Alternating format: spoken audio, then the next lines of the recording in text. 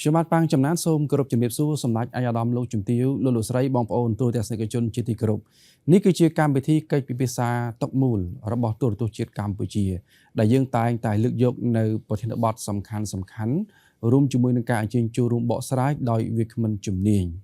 ទូរទស្សនិកជននៅក្នុងពេលថ្មីនេះមានព្រឹត្តិការណ៍ដ៏សំខាន់នៅក្នុងតំបន់អាស៊ាននោះគឺជាកិច្ចប្រជុំកំពូលអាស៊ានលើកទី48នៅទីក្រុងសេប៊ូប្រទេសហ្វីលីពីនហើយបញ្ហាចំនួនព្រំដែនកម្ពុជាថៃក៏ត្រូវបានការចាប់អារម្មណ៍និងលើកយកមកពិភាក្សានៅទីនោះរហូតដល់មានការរៀបចំជាកិច្ចប្រជុំត្រីភាគីកម្ពុជាហ្វីលីពីននិងថៃផងដែរដូច្នេះសម្រាប់ប្រធានបទដែលនឹងជជែកពិភាក្សានៅក្នុងពេលនេះពាក់ព័ន្ធទៅនឹងការឆ្លោះបញ្ចាំងស្ដីពីគោលជំហរកម្ពុជាក្រោយជំនួបត្រីភាគីនៅសេប៊ូសម្រាប់ប្រធានបទនេះយើងមានការអញ្ជើញចូលរួមបកស្រាយពីវាគ្មិនជំនាញចំនួន3រូបដែលមានដូចជាទីមួយខ្ញុំបាទសូមស្វាគមន៍លោកបណ្ឌិតគិនភាអ្នកជំនាញវិទ្យាសាស្ត្រនយោបាយខ្ញុំបាទសូមគោរពសួរបាទជំរាបសួរបងប្អូនចំណានបាទអរគុណខ្ញុំបាទសូមបន្តស្វាគមន៍លោកបណ្ឌិតយងពៅអ្នកជំនាញភូមិសាស្ត្រនយោបាយខ្ញុំបាទសូមគោរពជំរាបសួរបាទជំរាបសួរបាទនិងចុងក្រោយខ្ញុំបាទសូមស្វាគមន៍លោកបណ្ឌិតគីសេរីវត្តអ្នកជំនាញសេដ្ឋកិច្ចខ្ញុំបាទសូមគោរពជំរាបសួរបាទជំរាបសួរបាទអរគុណយើងតែជួបគ្នាសម្រាប់កិច្ចពិភាក្សាពិសេសរបស់ទូរទស្សន៍ជាតិកម្ពុជាដើម្បីបង្ហាញនៅទស្សនៈរបស់អ្នកស្រាវជ្រាវទៅកាន់សាធារណជនអំពីរឿងរ៉ាវសំខាន់ជាពិសេសគឺពាក់ព័ន្ធទៅនឹងការឆ្លុះបញ្ចាំងស្ដីពីគោលជំហររបស់កម្ពុជាក្រោយជំនួបត្រីភាគីនៅទីក្រុងសេប៊ូ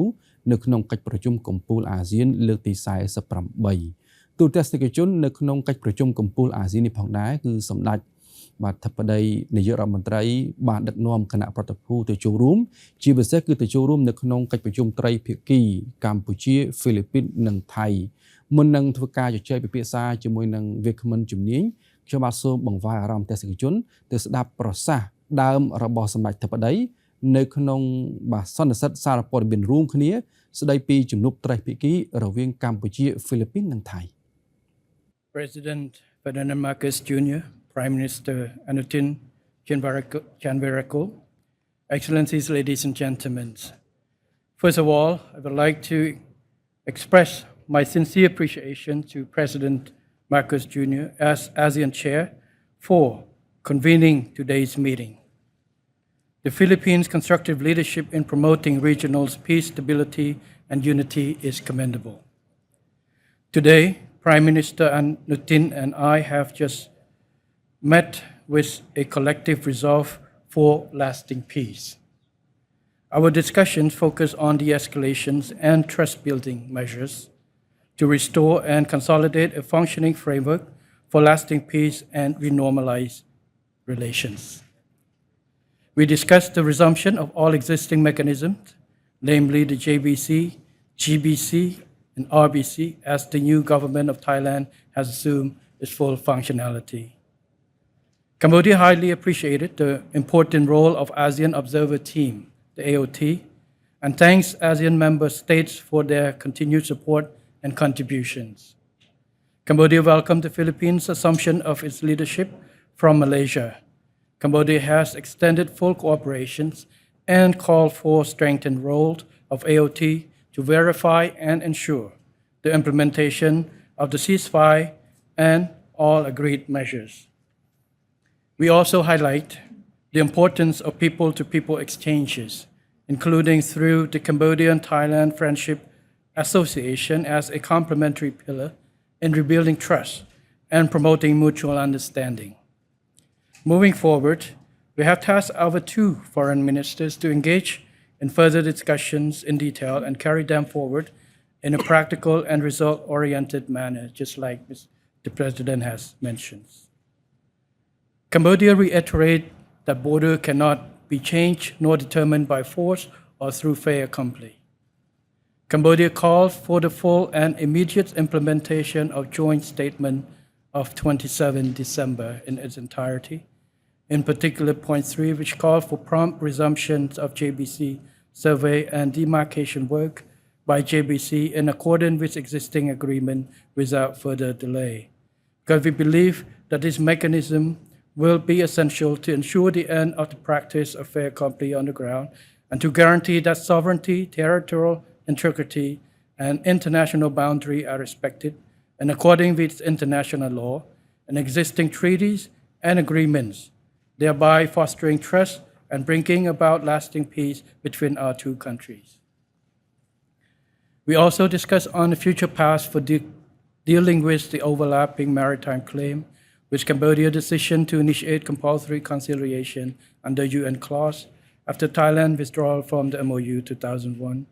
Cambodia believes this is a peaceful path toward a fair solution for both parties. Finally, Cambodia remains firmly committed to the peaceful settlement of disputes based on international law and existing agreements, including the commitments affirmed in the Kuala Lumpur Joint Declaration of 26 October 2025 and the Joint Statement of 27 December 2025.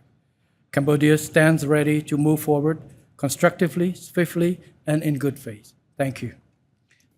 ទូតទស្សនិកជនជាទីគោរពយ៉ាងណាស់សម្រាប់ការស្ដាប់ប្រសាសន៍សម្ដេចធិបតីនៅក្នុងលទ្ធផលនៃជំនួបត្រីភាគីកម្ពុជាហ្វីលីពីននិងថៃអ្វីដែលសម្ដេចបានលើកឡើងគឺសិតសឹងតែជាសារសំខាន់ពីថ្នាក់ដឹកនាំរបស់កម្ពុជាក្នុងការបដិសេធនៅរាល់ខ្សែបន្ទាត់ព្រំដែន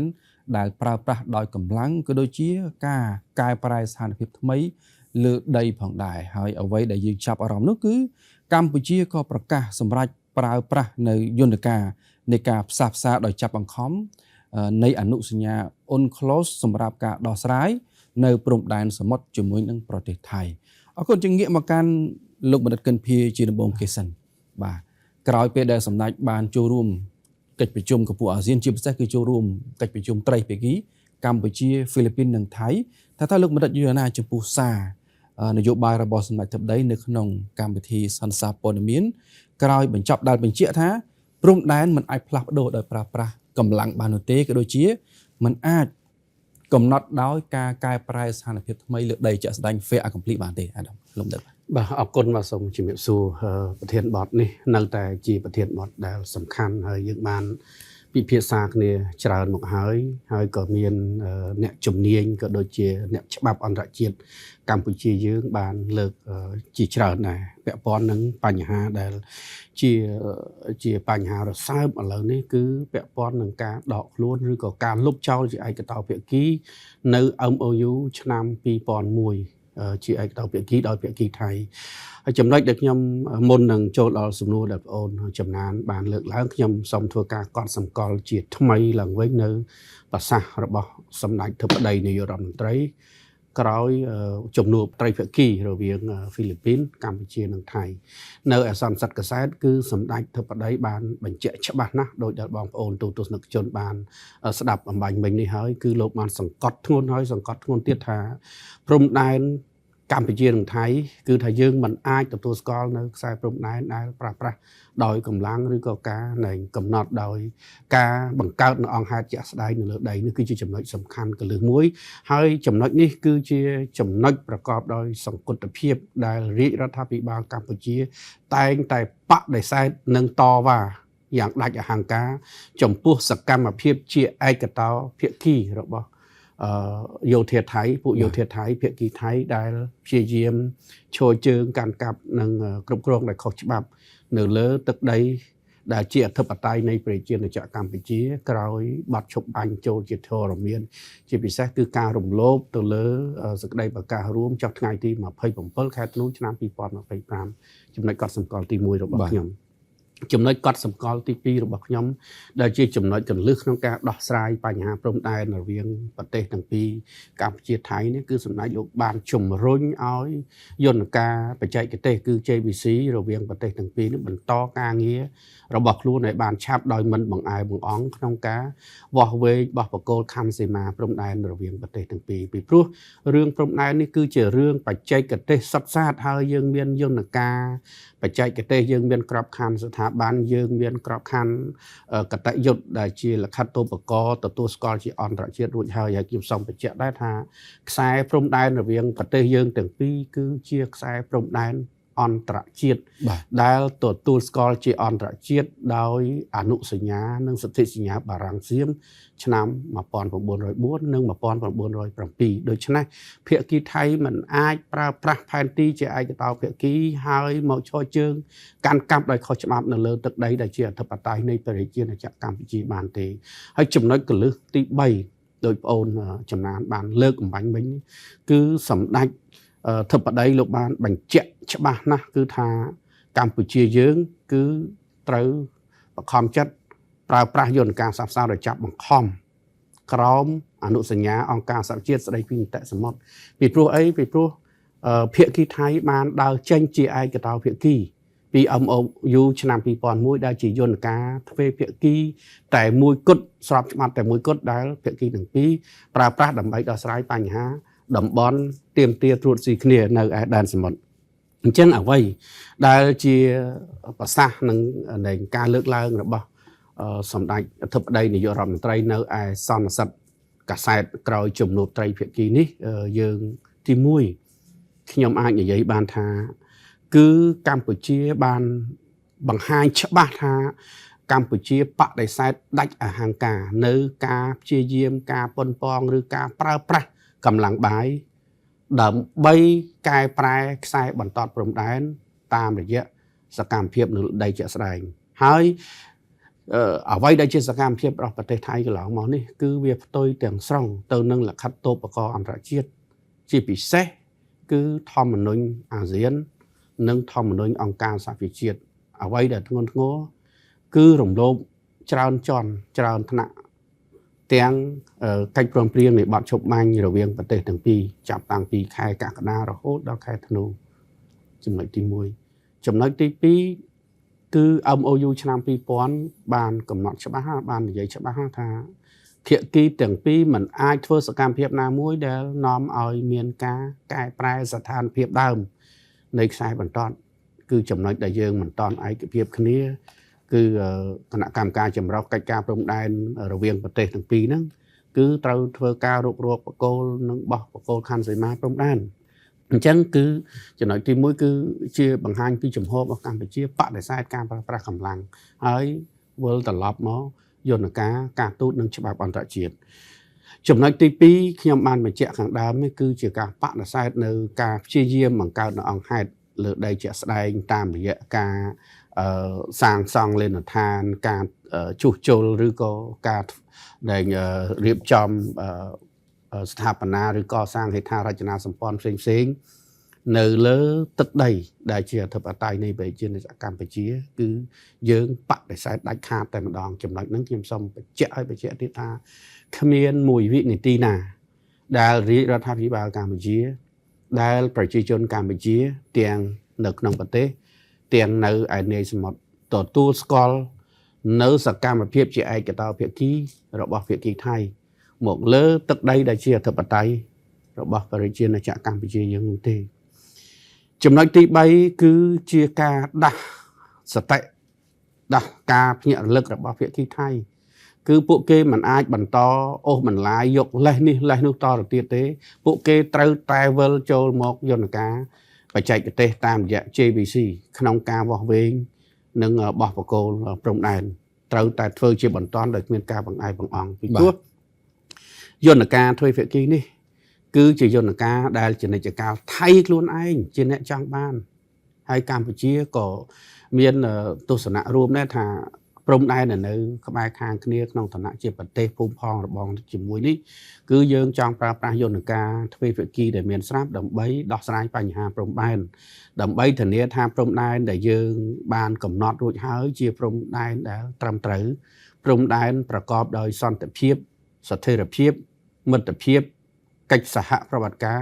និងការអភិវឌ្ឍអញ្ចឹងហើយបានជានិច្ចកាលខាងភាគីកម្ពុជាយើងគឺតែងតែបានផ្ញើលិខិតអញ្ជើញនិងកំណត់ទូតទៅខាងភាគីថៃដើម្បីបន្តឲ្យបានឆាប់ដោយគ្មានបង្អែកបង្អង់នៅការងាររបស់ JBC ឥឡូវរដ្ឋាភិបាលថៃថ្មីបានបង្កើតហើយតើពួកគេនៅបន្តលេសពេលណាទៀតអាហ្នឹងគឺថាជាចំណុចដែលសំខាន់ដែលចាប់ផ្ដើមត្រូវតែបន្តធ្វើតែឥឡូវគឺมันអាចផ្អែកផ្អង់បានទេ ចំណុចទី4គឺមានន័យថាកម្ពុជាបានជ្រើសរើសយកជំរើសមួយដែលបង្ហាញពីភាពចាស់ទុំដោយយើងប្រើប្រាស់យន្តការការទូតនិងច្បាប់អន្តរជាតិយើងមិនបានប្រើប្រាស់មនោសញ្ចេតនាជាតិនិយមឬក៏នយោបាយផ្ទៃក្នុងដើម្បីដោះស្រាយបញ្ហាបច្ចេកទេសទេគេមិនអាចយកនយោបាយនៃផ្ទៃក្នុងនយោបាយជាតិនិយមជ្រុលទៅធ្វើការងារបច្ចេកទេសទេប្រសិនបើធ្វើបែបនោះគឺភាគីទាំងពីរមិនអាចរកឃើញនៅខ្សែបន្តព្រំដែនមួយដែលមានសន្តិភាពដែលមានស្ថិរភាពនិងអាចរួមរស់ជាមួយគ្នាដោយសុខដុមរមនាបានទេសូមបញ្ជាក់ថាកម្ពុជានិងថៃមិនអាចលើកប្រទេសចេញពីគ្នាបានទេទីបំផុតទៅយើងត្រូវតែនៅក្បែរគ្នានៅរួមរស់ជាមួយគ្នាអញ្ចឹងដើម្បីរួមរស់ជាមួយគ្នាបានយើងត្រូវការខ្សែបន្តព្រំដែនមួយដែលច្បាស់លាស់ជាមួយគ្នាដែលទទួលស្គាល់ជាអន្តរជាតិហើយមែនទែនទៅខ្ញុំបញ្ជាក់ឡើងវិញថាព្រំដែនរវាងកម្ពុជានិងថៃនេះគឺជាព្រំដែនអន្តរជាតិរួចស្រេចទៅហើយអត់មានអីទៅប្រើប្រាស់ផែនទីជាឯកតោភាគីដើម្បីយកមកប្រើប្រាស់ក្នុងការគ្រប់គ្រងកាន់កាប់ឈរជើងនៅលើទឹកដីខ្មែរដោយខុសច្បាប់ទេហើយចំណុចចុងក្រោយខ្ញុំគិតថាគឺជាសារមួយដ៏ច្បាស់លាស់ទៅកាន់ពិភពលោកថាកម្ពុជាគឺជាប្រទេសដែលគោរពយ៉ាងខ្ជាប់ខ្ជួននៅច្បាប់អន្តរជាតិនៅដំណោះស្រាយប្រកបដោយសន្តិវិធីផ្អែកលើយន្តការការទូតនិងច្បាប់អន្តរជាតិយើងអត់ត្រូវការប្រើប្រាស់កម្លាំងបាយសង្គ្រាមប្រដាប់អាវុធឬក៏វិធីសាស្ត្រមិនសន្តិភាពផ្សេងទៀតដើម្បីកំណត់ខ្សែបន្តព្រំដែនទេខ្ញុំសូមបញ្ជាក់ថាទាំងព្រំដែនគោកទាំងព្រំដែនទឹករាជរដ្ឋាភិបាលកម្ពុជាប្រទេសកម្ពុជាទាំងមូលប្រជាពលរដ្ឋកម្ពុជាទាំងអស់ទាំងក្នុងនិងក្រៅប្រទេសយើងសូមសិទ្ធិតែរក្សាការពារនៅទឹកដីដែលជាអធិបតេយ្យនៃប្រជាណាចក្រកម្ពុជារបស់យើង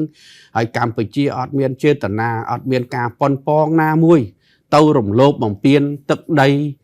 មិនថាព្រំដែនគោកឬមិនថាព្រំដែនទឹករបស់ប្រទេសណាទេ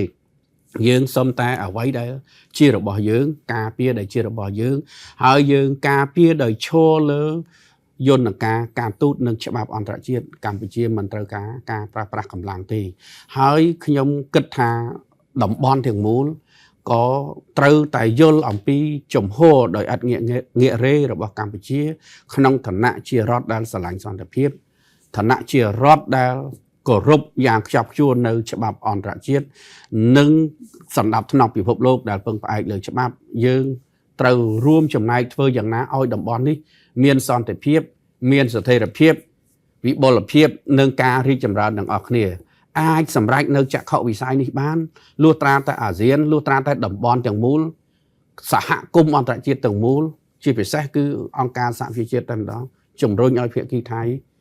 គោរពឲ្យបានខ្ជាប់ខ្ជួននៅច្បាប់អន្តរជាតិក្នុងឋានៈប្រទេសថៃក៏ជាសមាជិកនៃសហគមន៍អន្តរជាតិជាសមាជិកអាស៊ាននិងជាសមាជិកអង្គការសហប្រជាជាតិដែរគឺថាប្រទេសនេះមិនអាចដើរតួជារដ្ឋចលងខាមរដ្ឋមិនស៊ីវិល័យហើយប្រើប្រាស់ច្បាប់ព្រៃដើម្បីគ្រប់គ្រងកាន់កាប់និងឈរជើងនៅលើទឹកដីនៃប្រទេសជិតខាងដោយខុសច្បាប់តទៅទៀតទេបាទសូមអរគុណលោកបណ្ឌិតចំពោះការបង្ហាញទស្សនៈនេះហើយមិនទៅណាឆ្ងាយទេពាក់ព័ន្ធទៅនឹងគោលជំហររបស់កម្ពុជាក្នុងការដោះស្រាយបញ្ហាព្រំដែនកម្ពុជាថៃនោះនៅក្នុងคลิปវីដេអូបាញ់មិញយើងបានឃើញហើយសម្ដេចធិបតីលោកមានប្រសាសន៍អំពីការបង្ហាញគោលជំហរក្នុងការដោះស្រាយបញ្ហាព្រំដែនទាំងព្រំដែនគោកព្រំដែនទឹកដែលព្រំដែនគោកគឺប្រើប្រាស់នៅយន្តការ JBC GBC ក៏ដូចជា RBC ឡើងវិញដោយមិនមានការពន្យាពេលហើយសម្រាប់ព្រំដែនសមុទ្រក៏កម្ពុជាប្រកាសក្នុងការប្រើប្រាស់នៅយន្តការនៃការផ្សះផ្សាដោយចាប់បង្ខំនៃអនុសញ្ញាអង្គការសហប្រជាជាតិស្ដីពីនីតិសមុទ្រដែរដូច្នេះសំណួររបស់ខ្ញុំទៅកាន់លោកបណ្ឌិតយ៉ុងពៅថាតើហេតុអ្វីបានជាកម្ពុជាចាំបាច់បញ្ជាក់ក៏ដូចជាប្រកាន់គោលជំហររឹងមាំយ៉ាងដូចនេះក្នុងការដោះស្រាយបញ្ហាព្រំដែនទាំងព្រំដែនគោកទាំងព្រំដែនទឹកនៅក្នុងបរិបទដែលស្ថានភាពកំពុងតែមានការប្រែប្រួលបាទសូមអរគុណសូមជម្រាបសួរទូទស្សនិកជនអរគុណលោកចំណានពិធីករដែលបានផ្ដល់សំណួរដ៏មានសារៈសំខាន់នាពេលនេះ ថ្ងៃនេះយើងជួបគ្នាសារជាថ្មីនៅប្រធានបទដ៏មានសារៈសំខាន់និងបច្ចុប្បន្នភាពសម្រាប់កម្ពុជាយើងដែលត្រូវស្វែងយល់ទាំងអស់គ្នាមិញយើងបានស្ដាប់ប្រសាសន៍ធ្វើសន្និសីទពិសេសនៅទីក្រុងសេប៊ូរបស់សម្ដេចមហាបវរធិបតីហ៊ុនម៉ាណែតហើយក៏បានស្ដាប់នៅការលើកឡើងរបស់វាគ្មិនទី1របស់យើងគឺរំលឹកគុណភាបានច្រើនហើយអ្វីដែលសំណួរបងអូនចំណានសួរនេះខ្ញុំផ្អែកលើទស្សនវិជ្ជា4ដែលខ្ញុំសូមនិយាយដោយខ្លីៗពីព្រោះម៉ោងពេលទី1គឺទស្សនវិជ្ជាច្បាប់អន្តរជាតិកន្លែងនេះបណ្ឌិតគុណភាបានលើកមួយចំនួនច្រើនហើយតែខ្ញុំគ្រាន់តែគូសរំលេចទេកម្ពុជាយើងផ្អែកលើទស្សនវិជ្ជាច្បាប់អន្តរជាតិពោលគឺសន្ធិសញ្ញាឥណ្ឌូចិនដែលហៅថាបារាំងសៀមនិងសន្ធិសញ្ញាឥណ្ឌូចិនសៀមឬបារាំងសៀមដែលតំណាងឲ្យកម្ពុជានៅពេលនោះបានគូសបន្ទាត់ព្រំដែនអន្តរជាតិកម្ពុជាថៃមកទល់បច្ចុប្បន្នហ្នឹងជាព្រំដែនអន្តរជាតិរួចទៅហើយបាទព្រំដែនអន្តរជាតិរួចទៅហើយដូច្នេះកម្ពុជាគ្មានភាពចាំបាច់ឬហេតុផលណាមួយដែលត្រូវទទួលយកការប្រែប្រួលព្រំដែនថ្មីដែលយើងកំពុងតែហៅថា fair complete ដែលការកែប្រែស្ថានភាពដើមលើដីជាក់ស្ដែងនេះរបស់ថៃដោយកម្លាំងយោធាទេអញ្ចឹងកន្លែងនេះយើងបញ្ជាក់ទស្សនវិជ្ជាហ្នឹងឲ្យវាច្បាស់ថាទស្សនវិជ្ជាច្បាប់វានៅលើហ្នឹងហើយបាទវាគ្រប់គ្រងនៅក្នុងជាចំហកម្ពុជាហ្នឹងហើយច្បាប់អន្តរជាតិដូច្នេះយើងអត់មានប្រែប្រួលចេញពីទស្សនវិជ្ជាច្បាប់ហ្នឹងបានទេបាទទស្សនវិជ្ជាច្បាប់ហ្នឹងបានទេពីព្រោះវាបានគ្រប់គ្រងជាទស្សនវិជ្ជាច្បាប់អន្តរជាតិរួចទៅហើយទី2គឺផ្អែកលើទស្សនវិជ្ជានយោបាយយើងដឹងហើយថាថៃប្រើនយោបាយជាតិនិយមជ្រុលលើបញ្ហាអធិបតេយ្យចឹងហើយគេតែងតែផ្ទេរវិបត្តិហ្នឹងមកបញ្ហាព្រំដែនជាតិនិយមហើយបើយើងពិនិត្យមើលទស្សនវិជ្ជាថ្មីនៃយុគសម័យថ្មីនេះចាប់តាំងពីឆ្នាំ2008មកកាលនោះមានសង្គ្រាមមានការវិវាទធ្ងន់ធ្ងរដែរបាទរហូតដល់ឆ្នាំ2011 2013មានការបកស្រាយពីតុលាការយុត្តិធម៌អន្តរជាតិអីឡើងវិញអញ្ចឹងទាំងអស់ហ្នឹងគឺបានបង្ហាញអំពីការផ្ទេរវិបត្តិផ្ទៃក្នុងរបស់ថៃហ្នឹងមកបញ្ហាព្រំដែនអញ្ចឹងហើយកន្លែងនេះខ្ញុំតែងតែនិយាយជារឿយថាយើងគ្មានភាពចាំបាច់តលតែសោះចូលរួមជាមួយថៃនៅក្នុងការកំដរនយោបាយផ្ទៃក្នុងរបស់ថៃដែលកំពុងតែជួបវិបត្តិយ៉ាងចាក់ស្រេះច្រើនបាទច្រើនដែលសាធារណជនអាចនឹងដឹងអ្នកតាមដាន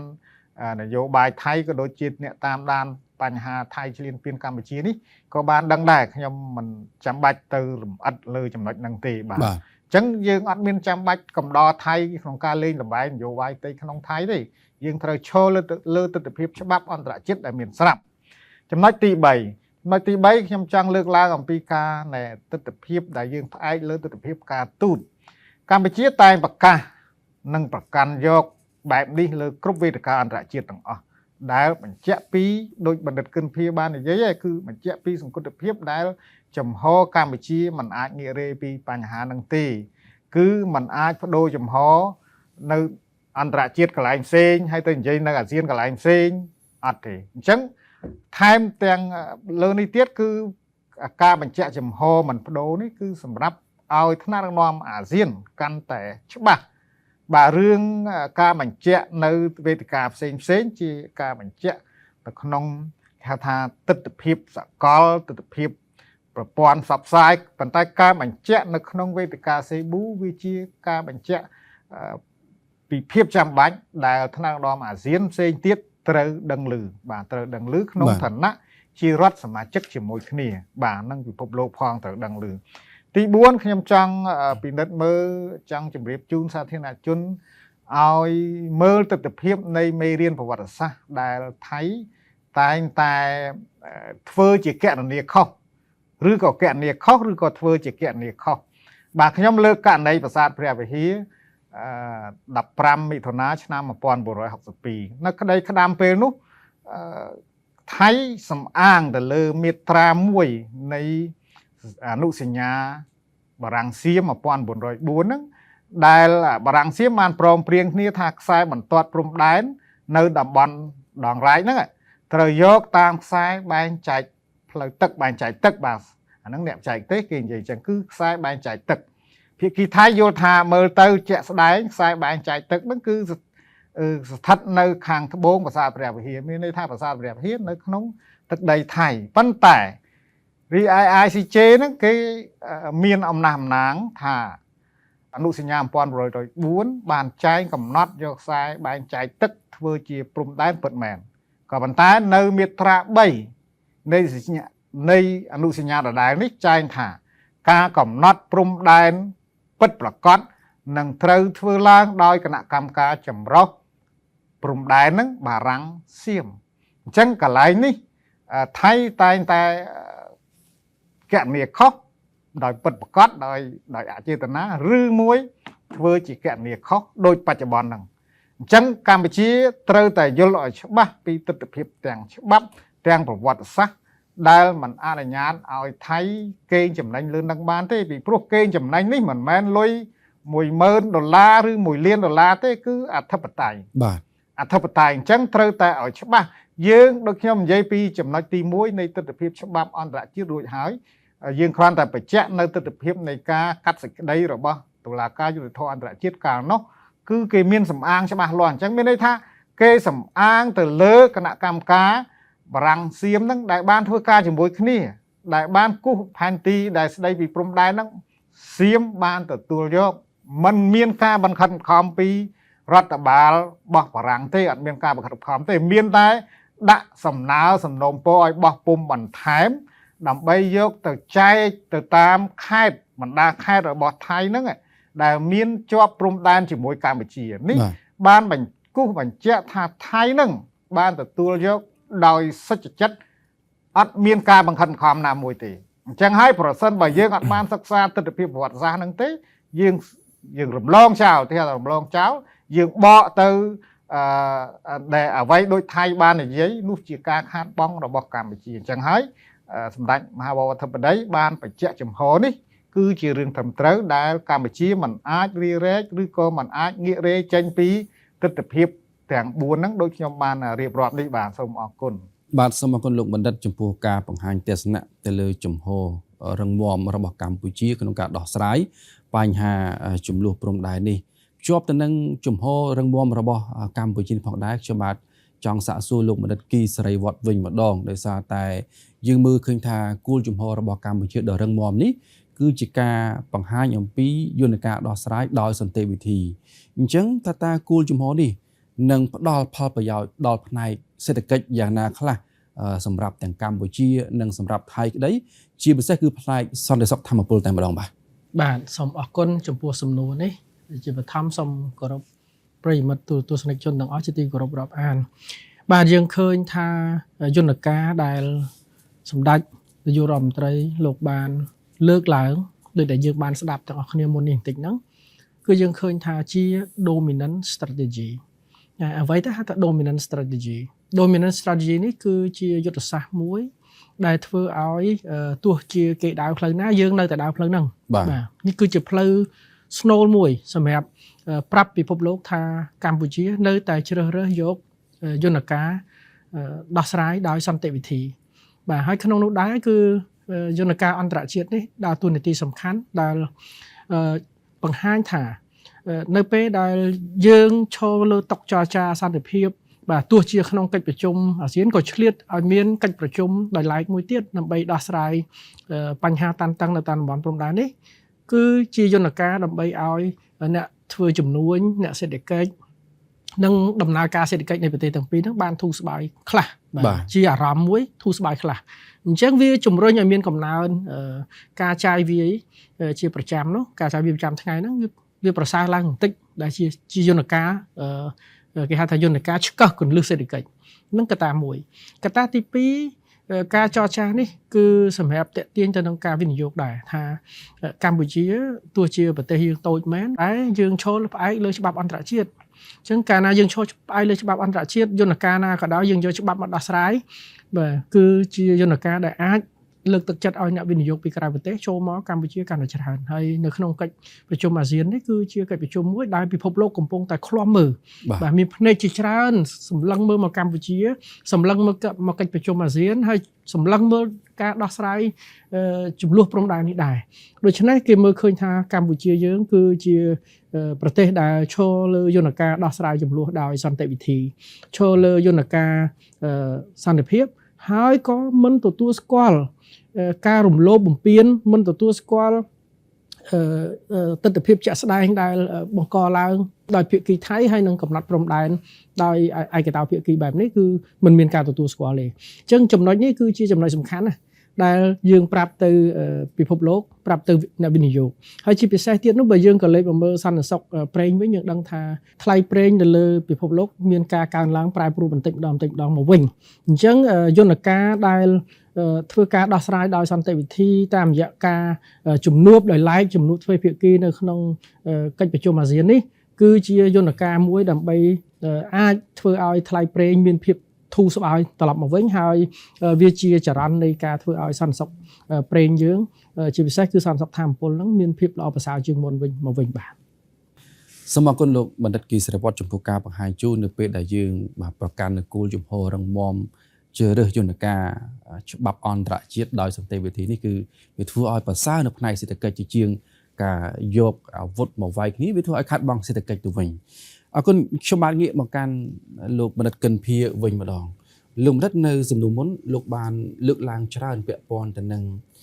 ភាពចាស់ទុំរបស់កម្ពុជានៅក្នុងការជ្រើសរើសនៅគោលជំហរគេថាច្បាប់អន្តរជាតិអីក្តីនេះអញ្ចឹងនៅក្នុងទស្សនវិជ្ជារដ្ឋអន្តរជាតិដែលកម្ពុជាប្រកាសយកនៅយន្តការនៃការផ្សះផ្សាដោយចាប់បង្ខំ compulsory conciliation ក្រោមអនុសញ្ញា UNCLOS នេះថាតើលោកបណ្ឌិតយល់ឃើញពីឧត្តមភាពស្របច្បាប់ក៏ដូចជាភាពចាស់ទុំរបស់កម្ពុជាយ៉ាងដូចម្តេចនៅក្នុងការការពារដែនអធិបតេយ្យភាពរបស់កម្ពុជាបាទអរគុណសម្រាប់សំណួរនេះខ្ញុំគិតថាសំខាន់ណាស់អញ្ចឹងហេតុអីបានជាយើងប្រកាន់យកនៅយន្តការផ្សះផ្សាដោយចាប់បង្ខំដោយដែលបានបញ្ជាក់ខាងដើមវាគ្មិនយើងក៏ដូចជាប្រសាសន៍របស់សម្ដេចធិបតីនាយករដ្ឋមន្ត្រីហើយគឺថ្ងៃទី5ខែឧសភាឆ្នាំ2006គឺគណៈរដ្ឋមន្ត្រីថៃសម្រេចលុបចោលជាឯកតោភាគីនៅ MOU ហ្នឹងហើយភ្លាមបន្ទាប់ពីគណៈរដ្ឋមន្ត្រីថៃបានសម្រេចលុបចោលជាឯកតោភាគីនៅ MOU ឆ្នាំ2001គឺប្រមុខការទូតរបស់យើងឯកឧត្តមឧបនាយករដ្ឋមន្ត្រីប្រាក់សុខុនរដ្ឋមន្ត្រីក្រសួងការបរទេសនិងសមត្ថការអន្តរជាតិគឺលោកបានសម្ដែងការសោកស្ដាយក្នុងនាមរាជរដ្ឋាភិបាលកម្ពុជាគឺសម្ដែងនៅការសោកស្ដាយក៏ប៉ុន្តែកម្ពុជាមិនមានជំរើសអីទេក្រៅតែពីត្រូវប្រកាន់យកនៅយន្តការផ្សះផ្សាដោយចាប់បង្ខំដើម្បីដោះស្រាយតំបន់ទាមទារត្រួតស៊ីគ្នាជាមួយនឹង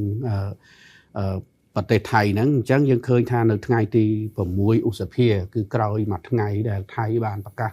លុបចោលជាឯកតោភាគីគឺយើងរាជរដ្ឋាភិបាលកម្ពុជាបានផ្ញើកំណត់ទូតទៅកាន់ប្រទេសថៃស្ដីពីការបញ្ជាក់ការប្រើប្រាស់យន្តការផ្សះផ្សាដោយចាប់បង្ខំនេះ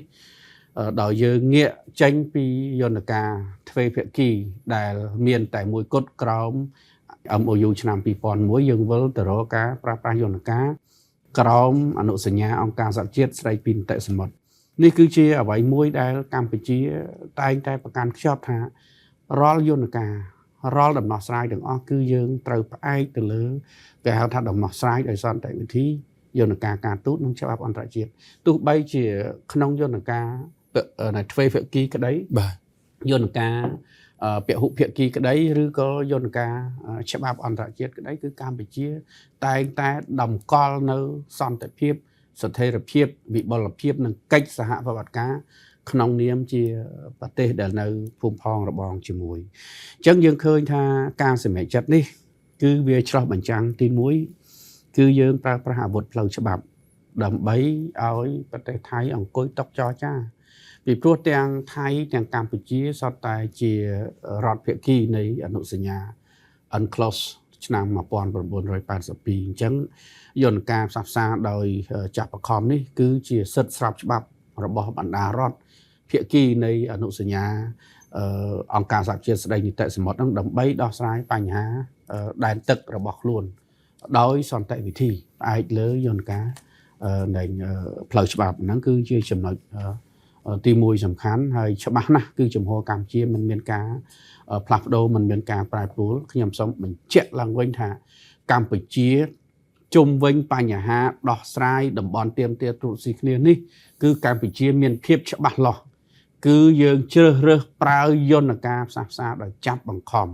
ហើយជំហរផ្លូវការរបស់កម្ពុជាគឺត្រូវបានបញ្ជាក់ម្ដងហើយម្ដងទៀតទី1គឺតាមរយៈសេចក្តីថ្លែងការណ៍របស់ឯកឧត្តមឧបនាយករដ្ឋមន្ត្រីបក្សកុននៅថ្ងៃទី5ខែឧសភាទី2កំណត់ទូតថ្ងៃទី6ខែឧសភានិងទី3គឺសេចក្តីប្រកាសដោយផ្ទាល់របស់សម្ដេចទៅប្តីនាយករដ្ឋមន្ត្រីតែម្ដងនៅថ្ងៃទី7ខែឧសភានៅក្នុងសន្និសីទកាសែតក្រោយជំនួបត្រីភាគីរវាងហ្វីលីពីនដែលជាប្រធានអាស៊ានកម្ពុជានិងថៃដែលរដ្ឋទាំងពីរគឺមានបញ្ហានៃតំបន់ទាមទាររុស្ស៊ីគ្នាហើយខ្ញុំសូមបញ្ជាក់ថាជំហរផ្លូវការរបស់កម្ពុជានេះគឺត្រូវបានផ្សព្វផ្សាយយ៉ាងទូលំទូលាយដោយបណ្ដាញព័ត៌មាននៅក្នុងស្រុកខ្មែរបណ្ដាញព័ត៌មាននៅក្នុងប្រទេសថៃនិងបណ្ដាញព័ត៌មានអន្តរជាតិធំទៀតនៅជុំវិញពិភពលោកគេបានផ្សាយភ្ជាប់ជាមួយនឹងការដើរចេញជាឯកតោភាគីរបស់ប្រទេសថៃពី MOU ឆ្នាំ2001និងការផ្សាយអំពីជំហរផ្លូវការនិងច្បាស់លាស់ដោយឥតងាករេនិងប្រកបដោយសង្កត់ភាពរបស់រាជរដ្ឋាភិបាលកម្ពុជាយើងអញ្ចឹងកន្លែងនេះគឺច្បាស់មែនតើយើងអត់ច្បោកច្បល់នៅក្នុងជំរឿសរបស់យើងទេសម្រាប់កម្ពុជាគឺមិនដែលច្បោកច្បល់ទេហើយក៏មិនដែលយកបញ្ហាព្រំដែនជាចំណាប់ខ្មាំងនយោបាយហើយក៏មិនដែលធ្វើនយោបាយលើបញ្ហាព្រំដែនទេមានតែភាគីថៃទេដែលតែងតែប្រើប្រាស់បញ្ហាព្រំដែនជាចំណាប់ខ្មាំងនយោបាយនិងតែងតែធ្វើនយោបាយលើបញ្ហាព្រំដែនគឺភាគីថៃគណៈបកនយោបាយនៅថៃតែងតែប្រើប្រាស់បញ្ហាព្រំដែនជាមួយកម្ពុជាដើម្បីរកសម្លេងឆ្នោតពួកគេមិនបានប្រើប្រាស់គោលនយោបាយដើម្បីលើកតម្កើងសុខុមាលភាពប្រជាជនថៃទេគឺថាដើម្បីបានស្លឹកឆ្នោតគឺរករឿងឆ្លោះជាមួយនឹងប្រទេសកម្ពុជាយើងតែម្ដងគឺជាជំងឺអាជីពមួយរបស់អ្នកនយោបាយថៃចំណុចទី2ខ្ញុំចង់បញ្ជាក់ថាការប្រកាន់យកនៅយន្តការផ្សះផ្សាដោយការចាប់បង្ខំនេះគឺជាសក្ខីភាពស្របច្បាប់មួយដែលបញ្ជាក់ថាកម្ពុជាយើងចង់ដោះស្រាយបញ្ហាយុទ្ធធម៌តាមស្តង់ដារអន្តរជាតិគឺមិនមែនតាមអារម្មណ៍នយោបាយមនោសញ្ចេតនាជាតិនិយមឬក៏មហិច្ឆតាឈ្លានពានរំលោភគ្រប់គ្រងកាន់កាប់ទឹកដីប្រទេសជិតខាងយកមកធ្វើជាដំណោះស្រាយទេអញ្ចឹងយើងឃើញថាគ្រប់វេទិកាទាំងអស់ដោយដិតគីសេរីវត្តបានលើកដិតយងពៅបានលើកថាគ្រប់វេទិកាទាំងអស់គឺកម្ពុជារក្សានៅសង្កត់ភាពនៅក្នុងជំរឿសនៃការដោះស្រាយបញ្ហាដោយផ្អែកលើយន្តការការទូតនិងច្បាប់អន្តរជាតិវិធីសាស្ត្រដោយសន្តិវិធីបញ្ជាឲ្យខាងតែបាននៅការប្រើប្រាស់កម្លាំងបាយឲ្យកម្ពុជាមិនដែលគ្រប់គ្រងប្រទេសណាមួយដែលប្រើប្រាស់កម្លាំងបាយទៅរំលោភបំពានឈ្លានពានឬក៏គិតថាចង់រំលោភឈ្លានពានប្រទេសដទៃដែលប្រើប្រាស់កម្លាំងបាយកម្ពុជាមានឧទាហរណ៍ច្រើនណាស់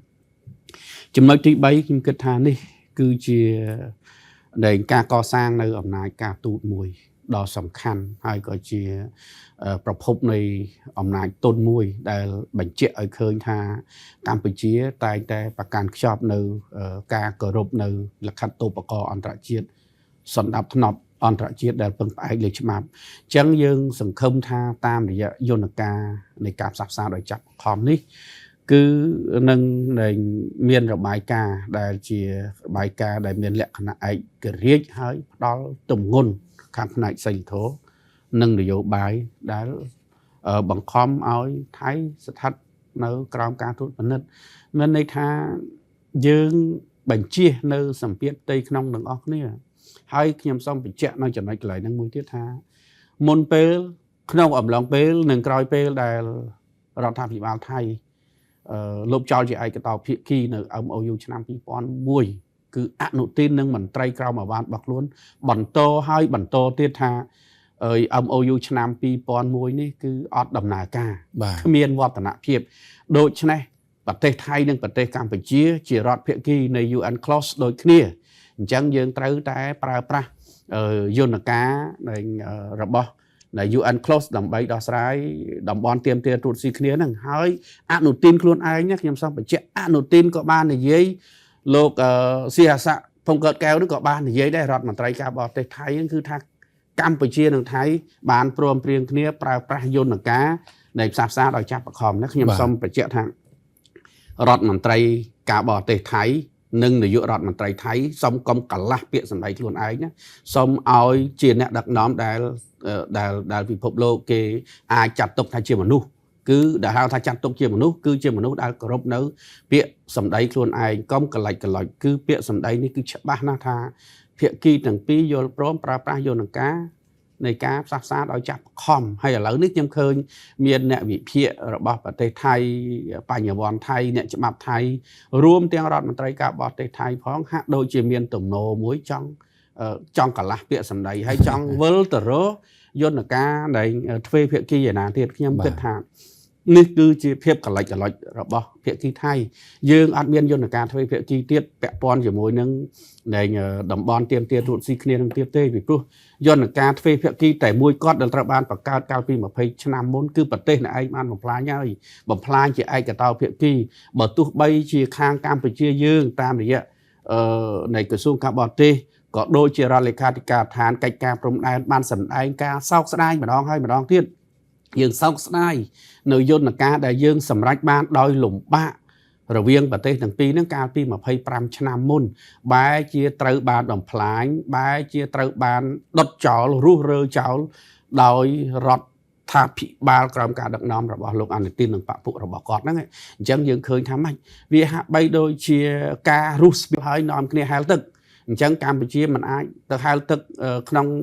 យន្តការនៃទ្វេភាគីស្អីគេនោះដែលអ្នកឯងចង់បង្កើតនឹងទៀតទេយើងត្រូវការនាវាមួយគឺនាវាអង្គការសហជាតិគឺមានន័យថានាវានៃអនុសញ្ញាអង្គការសហជាតិស្ដីពីនីតិសមុទ្រនឹងដើម្បីហែលឆ្លងនៅការដោះស្រាយបញ្ហាតំបន់ទាមទារត្រួតស៊ីគ្នាហ្នឹងគឺយើងមិនអាចទៅធ្វើតាមការនៃញាក់ចោះញាក់ឡើងរបស់ភាគីថៃដោយបណ្ឌិតយងពៅលើកឡើងបាញ់វិញហ្នឹងគឺគេតែងតែលាក់ញាក់ចោះញាក់ឡើងឲ្យយើងហ្នឹងរត់នៅលើឆាកមួយដែលគេបានរៀបចំអញ្ចឹងយើងត្រូវប្រកបច្បាស់កន្លែងហ្នឹងតែម្ដងគឺយើងត្រូវរក្សាជំហរនេះដោយមិនមានការកែប្រែទេចំណុចទី4ខ្ញុំចង់បញ្ជាក់ថាកម្ពុជាយើងមានសមត្ថភាពក្នុងការប្រើប្រាស់លក្ខិតតូបករអន្តរជាតិដើម្បីការពារអធិបតេយ្យរបស់យើងប្រកបដោយសេចក្តីថ្លៃថ្នូរយើងអត់ប្រើប្រាស់នៅល្បិចកិច្ចកល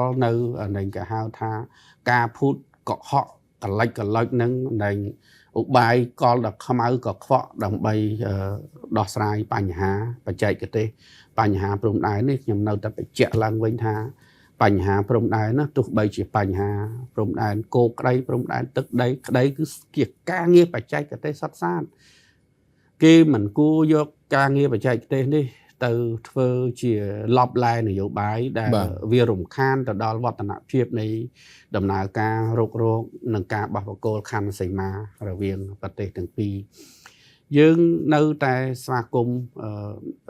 នៃគំនិតដូចផ្ដើមទាំងឡាយណាដែលនាំទៅរកការដោះស្រាយដោយសន្តិវិធីដោយផ្អែកលើច្បាប់លក្ខិតតូបករអន្តរជាតិជាពិសេសគឺអនុសញ្ញាសិទ្ធិសញ្ញាក៏ដូចជាកិច្ចព្រមព្រៀងដែលប្រទេសទាំងពីរបានចុះហត្ថលេខាជាមួយគ្នានិងមានការទទួលស្គាល់ជាអន្តរជាតិខ្ញុំសូមបញ្ជាក់ថា MOU ឆ្នាំ2001ក៏ជានៃជាសិទ្ធិសញ្ញាជា category ជាប្រភេទនៃសិទ្ធិសញ្ញា MOU ឆ្នាំ2000ក៏ជាប្រភេទនៃសិទ្ធិសញ្ញាសុទ្ធតែត្រូវបានចុះបញ្ជីអនុសញ្ញានិងសិទ្ធិសញ្ញាបារាំងសៀមឆ្នាំ1904និង1907ក៏សុទ្ធតែជាសិទ្ធិសញ្ញាដែលមានការទទួលស្គាល់ជាអន្តរជាតិហើយចំណុចសំខាន់មួយទៀតហ្នឹងគឺគោលការណ៍ដែលទទួលស្គាល់ព្រំដែនរដ្ឋមិនកែប្រែហ្នឹងគឺជាគោលការណ៍មួយដែលអនុវត្តជាសកលគឺជាគោលការណ៍មួយដែលការពារមិនឲ្យរដ្ឋខ្លាំងដែលគេថាត្រីធំរដ្ឋខ្លាំងហ្នឹងប្រើកម្លាំងបាយប្រើអំណាចទៅបំពេញទៅរំលោភឈ្លានពានរដ្ឋដែលខ្សោយជាងអញ្ចឹងហើយបានជាក្រោយសង្គ្រាមលោកលើកទី2ហ្នឹងគេបង្កើតនៅគោលការណ៍ហ្នឹងហើយគោលការណ៍ហ្នឹងគឺត្រូវបានទទួលស្គាល់ជាអន្តរជាតិបានចរិត នៅក្នុងធម្មនុញ្ញអង្គការសហជីវជាតិទៀតថាគឺរដ្ឋមួយគឺมันអាចចំលោភបំពានគ្នាដោយប្រើប្រាស់កម្លាំងបាយទេគឺថាការប៉ុនប៉ងឬក៏ការប្រើប្រាស់កម្លាំងបាយគឺត្រូវបានហាមឃាត់តែម្ដងហើយក្នុងធម្មនុញ្ញអាស៊ានរបស់យើងក៏បានបញ្ជាក់ដែរគឺលើកទឹកចិត្តឲ្យរដ្ឋជាសមាជិកទាំងអស់ត្រូវរួមរស់ជាមួយគ្នាដោយសុខសន្តិភាពហើយដោះស្រាយចំនួនដោយសន្តិវិធីផ្អែកលើនៃយន្តការទូតការផ្សះផ្សាការសន្ទនាការពិភាក្សាគ្នាហើយយើងមាននៃសន្ធិសញ្ញាមួយទៀតនៅក្នុងក្របខ័ណ្ឌអាស៊ានយើងមានសន្ធិសញ្ញានៃស្ដីពីមិត្តភាពនិងកិច្ចសហការដែលយើងហៅកាត់ថាតៈហ្នឹងគឺជំរុញឲ្យភាគីទាំងអស់ដែលជានៃភាគីនៃសន្ធិសញ្ញាហ្នឹងគឺត្រូវដោះស្រាយបញ្ហាជាមួយគ្នាដោយសន្តិភាពដោយមិត្តភាពនិងជៀសវាងឲ្យបានជាដាច់ខាតនៅការប្រើប្រាស់កម្លាំងបាយដើម្បីដោះស្រាយបញ្ហាអញ្ចឹងជំហរនេះគឺច្បាស់លាស់មែនតើในចំណុចចុងក្រោយខ្ញុំចង់បញ្ជាក់ថាការនៃប្រកាន់យកនៅយន្តការផ្សះផ្សាដោយការចាប់បង្ខំនេះគឺជាការនៃទំនុកភាពតល់ច្រកនៅកន្លែងណាតល់ច្រកត្រង់ថាភាគីថៃគេបានរុះស្ពានចោលដែលខ្ញុំនិយាយថាស្ពាននៃសន្តិភាពនិងវិបុលភាពរួមត្រូវបានភាគីថៃរុះចោលហើយអញ្ចឹងយើងសុខចិត្តលងទឹកទាំងអស់គ្នាឬយ៉ាងម៉េចអញ្ចឹងហើយបានជារាជរដ្ឋាភិបាលកម្ពុជាគឺត្រូវតែនៃសម្រាប់ចិត្តប្រកបដោយការទទួលខុសត្រូវក្នុងឋានៈជារដ្ឋជាសមាជិកអង្គការសហជាតិជាសមាជិកអាស៊ានគឺយើងជ្រើសរើសយកយន្តការផ្លូវច្បាប់មួយដែលមានកាតព្វកិច្ចចាប់បង្ខំឲ្យរដ្ឋភាគីរដ្ឋនៃដែលជាសមាជិកទាំងអស់ត្រូវអនុវត្តគឺការនៃជ្រើសរើសយកយន្តការផ្សះផ្សាដោយការចាប់បង្ខំហ្នឹងបាទសូមអរគុណលោកបណ្ឌិតចំពោះការលើកឡើងនៅទស្សនៈជាច្រើនពាក់ព័ន្ធទៅនឹងចំណុចសំណួរទី2ផ្នែកគេហៅថាឧត្តមភាពស្របច្បាប់និងភាពចាស់ទុំរបស់កម្ពុជាក្នុងការជ្រើសរើសយកយន្តការនៃការផ្សះផ្សាដោយចាប់បង្ខំនេះហើយដោយដែលលោកបណ្ឌិតបានបញ្ជាក់ជូនអញ្ចឹងគឺភាគីថៃបានទទួលស្គាល់នៅការគេហៅថាប្រើប្រាស់យន្តការនៃការចាប់បង្ខំពីកម្ពុជាហើយតាមរយៈការដាក់កំណត់ទូតពីកម្ពុជាទៅកាន់ភាគីថៃឲ្យប្រើប្រាស់និងឯកភាពទាំងអស់គ្នាក្នុងការប្រើប្រាស់នៅយន្តការនៃការផ្សះផ្សាដោយចាប់បង្ខំនៃអនុសញ្ញាអង្គការសហប្រជាជាតិស្ដីពីនីតិសមុទ្រ UNCLOS នេះខ្ញុំសូមត្រឡប់ទៅថយក្រោយបន្តិចសំណួរទៅកាន់លោកបណ្ឌិតយងពៅដែលយើងបានជជែកគ្នាកាលពី show មុននោះគឺយើងបានជជែកថាថៃបានលុប MOU ឆ្នាំ2001ជាឯកតោភាគីដោយលើកហេតុផលថាគ្មានវឌ្ឍនភាពឬក៏ជាប់គាំងអីចឹងជាដើមអញ្ចឹងចង់សូមជំរាបសួរលោកបណ្ឌិតយល់ឃើញថាតើមូលហេតុពិតប្រាកដជាមូលហេតុអ្វីដែលថៃសម្រេចចិត្តលុប MOU ឆ្នាំ2001ជាឯកតោភាគីនេះឬក៏ពាក់ព័ន្ធនឹងនយោបាយផ្ទៃក្នុងឬក៏មហិច្ឆតាភូមិសាស្ត្ររបស់ថៃបាទសូមអរគុណលោកចំណានដែលបានលើកនៅបញ្ហានេះមែនតើដោយលោកចំណានពិធីករបាននិយាយហើយគឺបញ្ហានៃការលុបអនុសាសនៈយោគយល់គ្នាឆ្នាំ2001នេះយើងជជែកលើកនេះទៀតដូចជាជុំទី3ហើយការជជែកគ្នាបាទជជែកគ្នាច្រើនមែនតើដែលតាំងពីថៃប្រកាសលុបរហូតដល់ថៃលុបឥឡូវក្រោយថៃលុបទៅទៀតយើងនៅតែជជែកគ្នាហើយកាលនោះយើងបានតាមដានយ៉ាងដិតដល់នៅអ្វីដែលលោកអនុទិនបានលើកហើយនឹងពងកេកែវបានលើកដោយបណ្ឌិតគិនភីបានលើកបាញ់មិញអញ្ចឹងសិតតែមានការបញ្ជាក់យ៉ាងច្បាស់ថាMOU 2001នេះវាគ្មានតម្លៃវាគ្មានវឌ្ឍនភាពអញ្ចឹងវាត្រូវតែទៅប្រើUNCLOSអីជាដើមអញ្ចឹងទៅបាទអញ្ចឹងសួរថាស្អីឲ្យពិតប្រកបតើវាអត់មានវឌ្ឍនភាពអញ្ចឹងមែនឬក៏យ៉ាងម៉េចអាហ្នឹងខ្ញុំបានលើកពីវេទិកាមុនហើយដល់តែ2ដងហើយបាទយើងមែនតើគ្រាន់តែរំលឹកបន្តិចទេថាកាលនោះខ្ញុំបានលើកឡើងថាយ៉ាងហោចណាស់ក៏វាមានសន្តិសុខសន្តិភាពលើផ្ទៃសមុទ្រកម្ពុជាថៃដែរនេះយ៉ាងហោចណាស់ក៏យើងមើលឃើញហ្នឹងហើយទី2យ៉ាងហោចណាស់ក៏មានកិច្ចប្រជុំបច្ចេកទេស4ទៅ5ដងដែរទៅលើបញ្ហាហ្នឹងអាហ្នឹងយើងបានលើករួចហើយមិនមែនដូចលោកអនុទិនថានោះទេអញ្ចឹងសួរថាតើវាជាស្អីដែលអនុទិនថាបែបហ្នឹងធ្វើបែបហ្នឹងខ្ញុំជាទេសនៈផ្ទាល់ខ្លួនទេយើងបានតាមដានហ្នឹងទី1អនុទិនធ្វើនេះគឺគ្រាន់តែធ្វើតាមការសន្យានយោបាយរបស់ខ្លួនទេជាការសន្យានយោបាយសុទ្ធសាធជាក់ស្ដែងបើសិនជាសាធារណជនឬអ្នកតាមដានកិច្ចការហ្នឹងគឺក្រោយពីប្រជុំគណៈរដ្ឋមន្ត្រីថៃដែលស្ដីអំពីការលុប MOU 2001ហ្នឹងនៅថ្ងៃ5ឧសភាហ្នឹងអនុទិនខ្លួនឯងក្រោយពីប្រជុំចប់ហ្នឹងបានផ្ដល់បទសម្ភាសន៍ដល់កាសែតក្នុងស្រុកកាសែតដែលផ្សាយជាអន្តរជាតិក្នុងស្រុកហ្នឹងថាការលុប MOU 2001ហ្នឹងអត់ផ្អែកលើគោលការណ៍អីទេ អត់ផ្អែកលើគោលការណ៍អត់ផ្អែកលើការទូតអត់ផ្អែកលើអីទាំងអស់គឺផ្អែកលើនយោបាយអនុទានផ្ទាល់ហ្នឹងតែម្ដង បាទ ផ្អែកលើគោលនយោបាយអនុទានផ្ទាល់អញ្ចឹងមានន័យថាអនុទាននេះភូមិចៃថៃនេះគឺអនុទានដែលដឹកនាំដោយអនុទាននេះបានយកច្បាប់អន្តរជាតិហ្នឹងធ្វើជារោងល្ខោនហ្មងធ្វើជារោងល្ខោនសម្ដែងសាយតាំងចិត្តអញ្ចឹងទៅអញ្ចឹងគេទៀតហ្នឹងគ្រាន់តែជាឆាកល្ខោនគ្រាន់តែជានេះហ្នឹងទៅបាទហើយខ្លួនឯងសម្ដែងអីក៏សម្ដែងទៅអញ្ចឹងมันបានឲ្យតម្លៃទៅច្បាប់អន្តរជាតិมันបានឲ្យតម្លៃទៅកិច្ចសម្បត្តិការអន្តរជាតិជាអន្តរជាតិនោះទេអញ្ចឹងអាកន្លែងហ្នឹងឯកម្ពុជាយើងត្រូវតែអាហ្នឹងខ្ញុំសូមគូសរំលឹកដែរថាកម្ពុជាយើងត្រូវតែឆ្វេងយល់អំពីថៃដែលតែងតែចាត់ទុកដៃគូរបស់ខ្លួនហ្នឹងគ្រាន់តែជារោងល្ខោនអញ្ចឹងធ្វើអីមួយហ្នឹងត្រូវតែច្បាស់លាស់ជាមួយថៃមានឯកសារផងថៃផ្សាយម្ដងចេះម្ដងចុះហើយចុះតម្រាំថៃថាតាមាត់ហើយយើងស្រាប់តែជឿរត់ទៅជឿហ្នឹងអាហ្នឹងក៏ទាញសញ្ញាកត់សម្គាល់ថាមុននឹងជឿថៃត្រូវតែមានលាយលក្ខណ៍អក្សរឲ្យច្បាស់តែម្ដងបាទច្បាស់តែម្ដងព្រោះមេរៀនប្រវត្តិសាស្ត្រមានច្រើនហើយជាមួយថៃហ្នឹងគឺកលិចកលុចចាត់ទុកគេជារោងល្ខោនបាទអញ្ចឹងហើយខ្ញុំត្រឡប់មកវិញថាផ្ដាល់បទសម្ភាសហ្នឹងថាអត់ទេកុំគិតថាវាជាគោលការណ៍កុំគិតថាវាជាច្បាប់អន្តរជាតិឬក៏ពាក់ព័ន្ធអីតំណែងជាមួយកម្ពុជាថៃអីហ្នឹងគឺទៅលើបញ្ហាលុបហ្នឹងអត់ទេគឺផ្អែកលើនយោបាយការសន្យានយោបាយអនុទានសុទ្ធសាធដែលអនុទានគិតតែរឿងការឃោសនានយោបាយរបស់ខ្លួនហ្នឹងកាលនោះថាខ្លួនជាប់ឆ្នោតនឹងលុប MOU 2000 MOU 2001ហ្នឹងគឺឲ្យតែពាក់ព័ន្ធកម្ពុជាហ្នឹងគេមិនឲ្យតម្លៃទេបាទអញ្ចឹងគេលុបអញ្ចឹងគេជាប់ហើយគេលុបចឹងវាទៅយ៉ាងម៉េចក៏ទៅយ៉ាងម៉េចទៅគេអាងអយោធាគេអីអញ្ចឹងទៅបាទប្រើកម្លាំងអញ្ចឹងហើយបានយើងបកទៅខាងដើមវិញសម្ដេចមហាបវរធិបតីថាយើងមិនទទួលយកដាច់ខាតនៅការកែប្រែព្រំដែនតាមរយៈកម្លាំងយោធាដែលខ្ញុំក៏បង្ហោះភ្លាមដែរថាសម្ដេចធិបតីទាត់ចោលខ្ញុំប្រើពាក្យទាត់ចោលនៅការកែប្រែព្រំដែនដោយកម្លាំងយោធាអាហ្នឹងទី1ដែលខ្ញុំចង់គូសបញ្ជាក់បាទទី1ដែលខ្ញុំចង់គូសបញ្ជាក់ចំណុចទី2គឺអនុទានប្រើវិធីសាស្ត្រទិញពេលវេលានយោបាយអាហ្នឹងវាជាប់ពីចំណុចទី1ដែរស្អីទៅទិញពេលវេលានយោបាយមានន័យថាវិបត្តិរួមរិទ្ធនៅខាងក្នុងគឺបញ្ហាទាំងនយោបាយទាំងសេដ្ឋកិច្ចដែលធ្វើឲ្យថៃជាប់ក្នុងវិបត្តិពីព្រោះយើងឃើញហើយថាវិបត្តិសកលជួបទាំងអស់គ្នាហើយវិបត្តិជាមួយបណ្ដាប្រទេសជិតខាងមិនមែនតែកម្ពុជាទេគឺជាមួយមីយ៉ាន់ម៉ាដូចដែលយើងបានដឹងបាទជាមួយនឹងភូមិភាគខាងត្បូងក៏ជា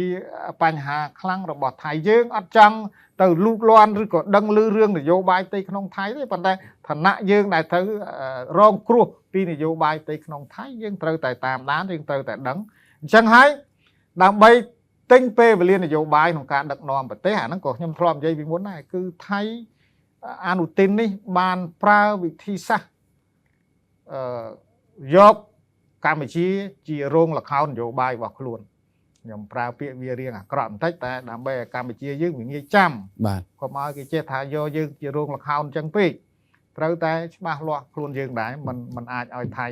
ក្លុកតុកឆាអញ្ចឹងទេបាទក្លុកតុកឆាអញ្ចឹងទេព្រោះអញ្ចឹងហើយគេទិញពេលវេលាដើម្បីបញ្ជាពេលក្នុងការដឹកនាំដែលគេមានមោទនភាពហ្នឹងអនុទានហ្នឹងមានមោទនភាពត្រង់ថាប្រជាជនបោះឆ្នោតឲ្យច្រើនជាប់ច្រើនក៏អីអញ្ចឹងក្រោយពីជាប់ហើយ